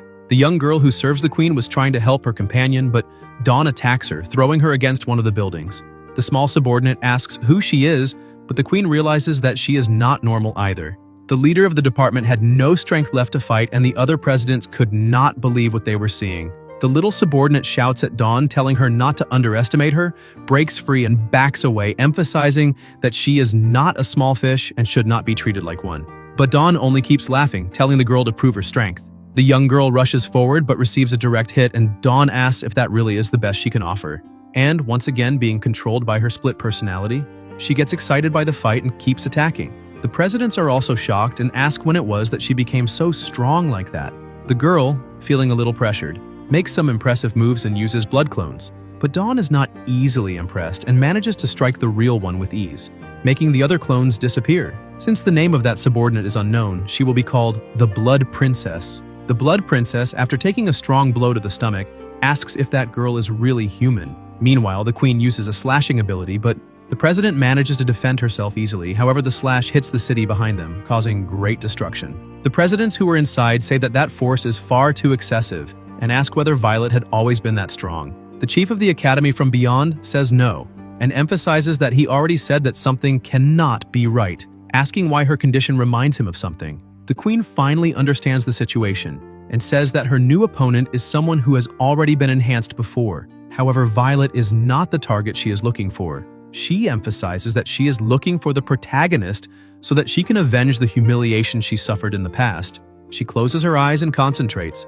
and when she opens them, her presence is overwhelming. With a murderous aura, she emphasizes that she endured that for hundreds of years until reaching that moment, and now she can easily punish anyone who stands in her way. So since humans are not her target, she asks Violet to simply get out of her way. The president agrees, saying that the queen is right and emphasizes that her current strength cannot compare, and even if she uses stimulants, she will not be able to win. However, if everything the queen has is what she is showing now in order to defeat the true king, then she needs to rethink her assumptions because that will not be enough. Violet begins to laugh and says that she wants to show something very funny.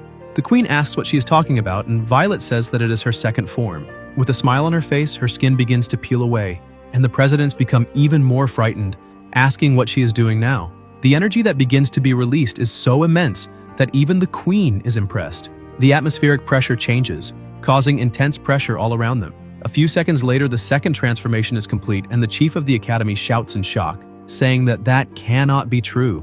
Even the queen and the protagonist are impressed. Dawn also becomes excited when she sees that her superior can change forms. The Blood Queen cannot believe that such a thing exists because history is repeating itself once again. She believes that now they will also have a queen of the zombies. Violet asks her opponent if she is managing to contemplate life, and whether by any chance the two of them share the same feeling that there is no need for useless words between them. The Blood Queen uses her own blood to create a sword and tries to attack, saying that Violet is right, because only the weak keep using words. The president takes her own sword and cuts her hand, staining the blade with her own blood, saying that this is the improved blade. And with a precise and extremely powerful movement, she uses the Red Blade Rift ability, cutting the Blood Queen in half. The speed and precision of her slash were so great that she used the blood cells, pulverizing her opponent in a single blow. The subordinates of the leader of the department use their technologies and report the results, saying that apparently President Violet delivered an attack so devastating that she pulverized every cell in that woman's body. The chief of the academy asks what kind of tasteless joke that is, and Lanki realizes the abyss that lies before her. But Violet looks behind her and says that she knows very well that that woman is not so fragile and asks if she really thinks she can hide. Suddenly, the cells of the body begin to reconstruct and the queen's body remakes itself completely. The presidents become even more frightened by that, asking if the two of them are still human. The protagonist realizes that the red one is almost getting serious, so he wants to change places to watch the fight a little better. The president warns that the protagonist had told her that the red one is an old undead monster from hundreds of years ago, so that is why she cannot be judged with normal logic. The head of the department shouts when he hears that she is an undead from hundreds of years ago. Lanki argues with the protagonist for having given all the information to only one person, but he says that that is a very dangerous place and that they should leave as well. The two of them stare at each other for a while, and the queen, already irritated by the situation, begins to fight seriously, saying that they still have not finished the fight. But Violet had been waiting for that moment. Far away from that place, the protagonist keeps watching, saying that now they should be safe, but Lanki had gone over to him. Meanwhile, the two begin to fight, their blows so devastating that buildings are being cut as if they were pieces of paper. Violet takes a hit and, irritated, attacks with all her strength, terrifying everyone. Even the protagonist is impressed because she cut the city in half. People say that that cannot be real and that they must be dreaming. Meanwhile, a department chief was still struggling with the gauntlet, trying to remove it from his hand. The two continue fighting, and the queen asks what difference it makes if her opponent has a second form, because that still is not enough to defeat her. She gains a small advantage and throws Violet against the wall, and right after that she throws her sword, pinning it into the building. Lanki becomes worried since the president was not reacting. The leader of the department was moving the gauntlet very quickly, asking what was wrong with that thing. But suddenly something begins to appear and a strange voice tells him that it is going to borrow his body. Frightened, he asks whose voice that is and emphasizes that it is impossible for that ancient person to have entered his body. Violet grabs the sword and says that unfortunately the queen is right because she still cannot injure her. But in that regard, they are even, because she also cannot be eliminated. Lanki becomes jealous and begins to shake the protagonist, shouting that she wants that too, and telling him to do the same thing he did with her, because she is sure that it was he who gave that power to the president. But the protagonist refuses, saying that it could be very violent. Suddenly, another source of energy begins to appear, drawing the attention of the three of them. The presidents ask what that sound was, and something colossal begins to appear in the sky, saying that it has finally been revived. That incredibly huge titan begins to move in the middle of planet Earth, and the people who had been living their normal lives become terrified. Things begin to be destroyed, but the protagonist moves quickly, saving the people around him. The titan finally gets what it wanted, and the two women are forced to retreat. After being revived, the titan begins to laugh, but the leader of the department was still trying to stay alive and asks what the elder is trying to do. The elder apologizes and explains that he needed to deceive him because he must serve as a sacrifice for the good of humanity. The presidents who remained below ask what that thing could possibly be, but when they look to the right, they realize that the protagonist was holding the titan's hand. The two of them try to attack the titan, but it defends itself, telling them to get away because it has nothing against the two of them. Both of them are easily captured, and the titan tells them to stop acting like ordinary humans, because he had already studied the genes of zombies for centuries, and even so, they only use that to obtain stimulants and attack him, which is nothing more than something superficial. The protagonist, who is trying to restrain himself, begins to lose control and his first form takes over, laughing. With only the first form, he manages to twist the titan's entire arm and quickly begins to move. An elder emphasizes that he waited for a millennium, but the day has finally arrived. The protagonist was pushing the titan, telling it to get out of his way. The elder shouts, saying that the time for revenge has finally come, and asks what he is waiting for, telling him to assume his true form at once. And the protagonist answers that call. After assuming the third form, he pushes the titan's hand away with ease, surprising the Blood Queen. The elder says that the protagonist is underestimating him because he is nothing but a cursed monster. Lanki asks what is happening there, but the fight between them continues and several robots begin to be released. The two chiefs ask how the technology of the ancient people can be that strong because it makes them look like cavemen. However, that was nothing compared to the protagonist's strength, who was destroying all the technology around him with extreme ease. The elder shouts that it is not over yet, but the protagonist keeps advancing as if there were nothing that could stop him. The elder, who had already known the protagonist's real power, asks why he is not using his full power and whether it is because he is in fact being underestimated. The elder creates other completely colossal titans in the middle of Earth. The elder emphasizes that on the last night before the end of everything, he can personally witness that that is not the protagonist's true form. He uses the titans to attack him, but each movement of the titans was so devastating that it dragged cars and buildings along with it. With only one blow, he throws the protagonist to the moon, but that does not cause a single scratch on his body. The leader of the department, who is still trying to keep his consciousness, tells the elder to pay attention to the destruction he is causing, and asks if he really needs to go that far in order to fight the protagonist. But the elder scolds him, telling him to shut up, and emphasizes that the protagonist needs to be eliminated at any cost. One of the titans goes to the moon to finish the job. However, Zombie keeps dodging the attacks while the elder says that that being must be eliminated no matter what price must be paid. But with only one blow, he brings down one of the titans. The leader of the department says that he saw the reports and that after the protagonist became president of a city, he was not cruel at all. Unlike what the elder had said, the city under his care is simply a good city like any other. Not only did it generate tax revenue for them, but it also helped humanity develop even more. He never harmed any human. Quite the opposite. He helped humans many times. So why can they not coexist? The elder tells him to remain silent and asks if he really believes that they do not want to live in peace. But the elder tells him to look at the protagonist and notices that he is smiling. Then he asks whether he really looks like someone with whom they can peacefully coexist, because zombies were supposed to be only an insignificant race. A random missile could eliminate all zombies, but one day, that cursed being appeared from somewhere no one even knows. And now the fate of all human civilization depends on his mood. If he loses control for even a single second, he can destroy the planet completely. So that kind of entity does not have permission to exist. Since he is not one of them, that means he needs to be erased from existence. The Elder analyzes all of his energy and activates divine punishment. Several titans appear, driving their swords into the moon, trying to imprison the protagonist. However, that only makes him increasingly angry and his control is gradually disappearing. In a serious tone, he says the word strength and emphasizes that just because the titans are large does not mean they have more of it. With a single snap of his fingers, he completely destroys all of the titans, and even Earth, which was far away since he was on the moon, suffers the collateral effects of that snap. Lanki shouts that that is very dangerous and that they need to bring all civilians to the evacuation center. The protagonist charges at the Elder and throws him back to Earth, and with his own hands begins to tear open the ground.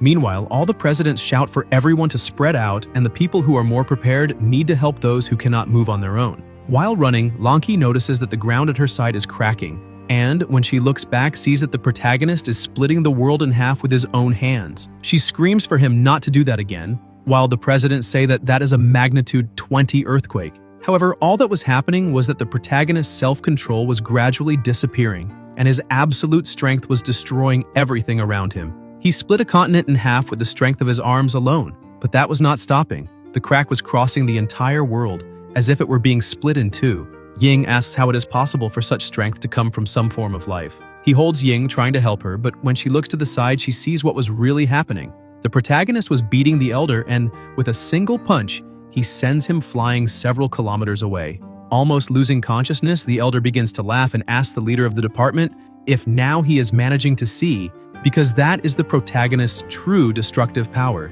Just by releasing his strength, the sea began to create gigantic tsunamis, and absolutely everything in the world was collapsing. Zombie had finally reached his true form, and the leader of the department asks what kind of creature that is. Violet senses something strange, and the queen begins to tremble with fear, saying that she has never seen that form before and asking if that is the same guy as before. The Elder keeps laughing, saying that it really is that form. That is the exact face he saw before everything was destroyed. They prepare to continue the attack, but the protagonist does not show any kind of expression. Blackie becomes frightened and asks whether his king has lost his mind. He tries to run as fast as he can, saying that the Elder will definitely be dead and that he needs to get out of there if he does not want to be destroyed along with him. The Elder begins to channel even more strength while laughing, saying that he can finally see that form after so much time. He apologizes to the head of the department, saying that his body may suffer a little. The chief of the department still tries to stop him, telling the Elder to stop. However, the protagonist's strength is something beyond any kind of entity present at that moment. Just by raising his hand, the Elder's armor begins to fall apart, and as soon as he closes his hand, the Elder's body begins to twist, creating a powerful explosion that reaches even the sky.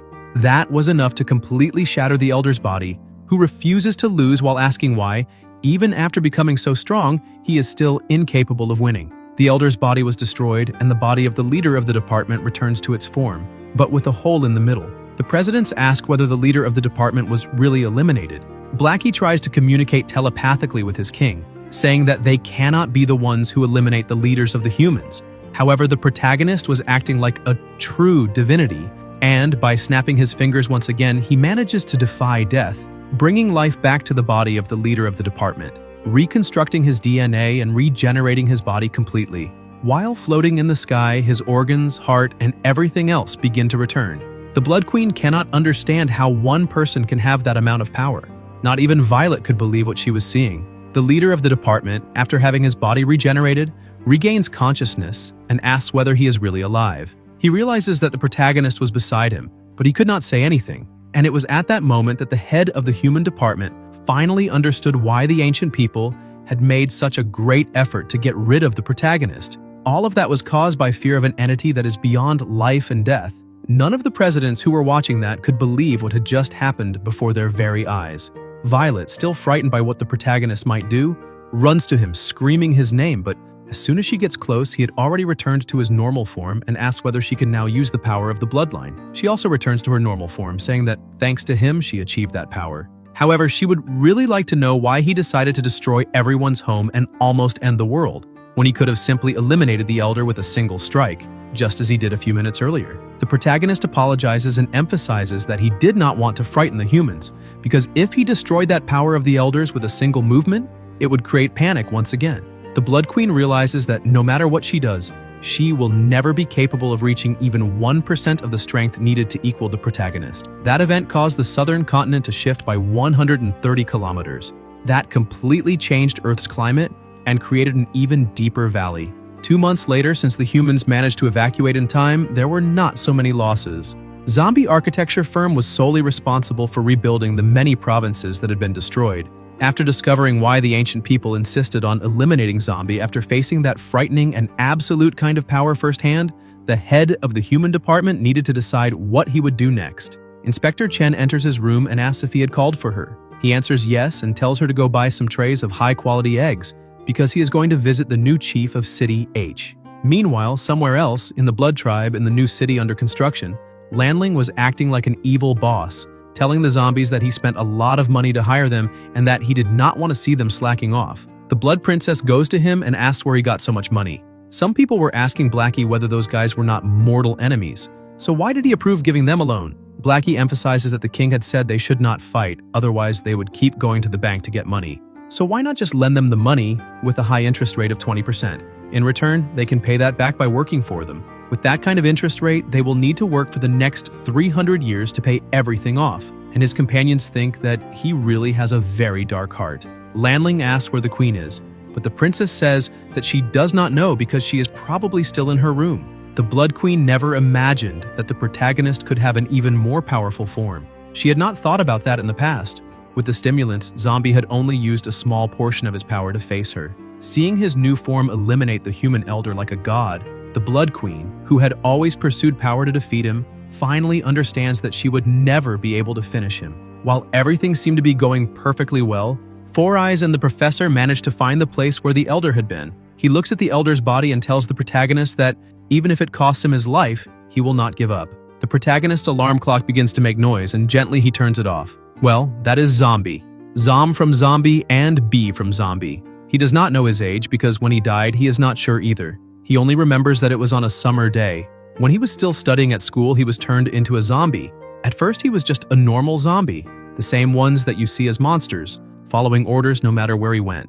But in order to survive, so as not to be turned into fuel and not to be a machine of perfect movement, he began to train and decided not to eat human meat anymore, starting to consume only protein powder in all 3 meals of the day, until he finally managed to succeed and become invincible with his 4 transformations. However, he grew tired of fighting to achieve peace and began to help humans. Through his efforts, he solved countless problems for humanity. Whether it was the Zombie King or the ancient people, he kept helping to change everyone's view of zombies until he finally had his own city. But perhaps he became a little too strong, and because of that, the humans who fear his strength try to get rid of him. At least that was what he discovered the day before. The doorbell rings, and as soon as he answers, Violet scolds him, asking what he is doing because, being the leader, he cannot be so careless.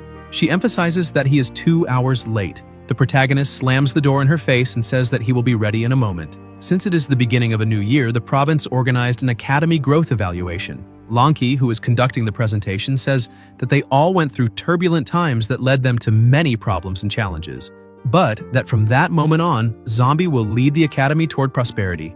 Therefore, everyone needs to welcome the new head of the academy.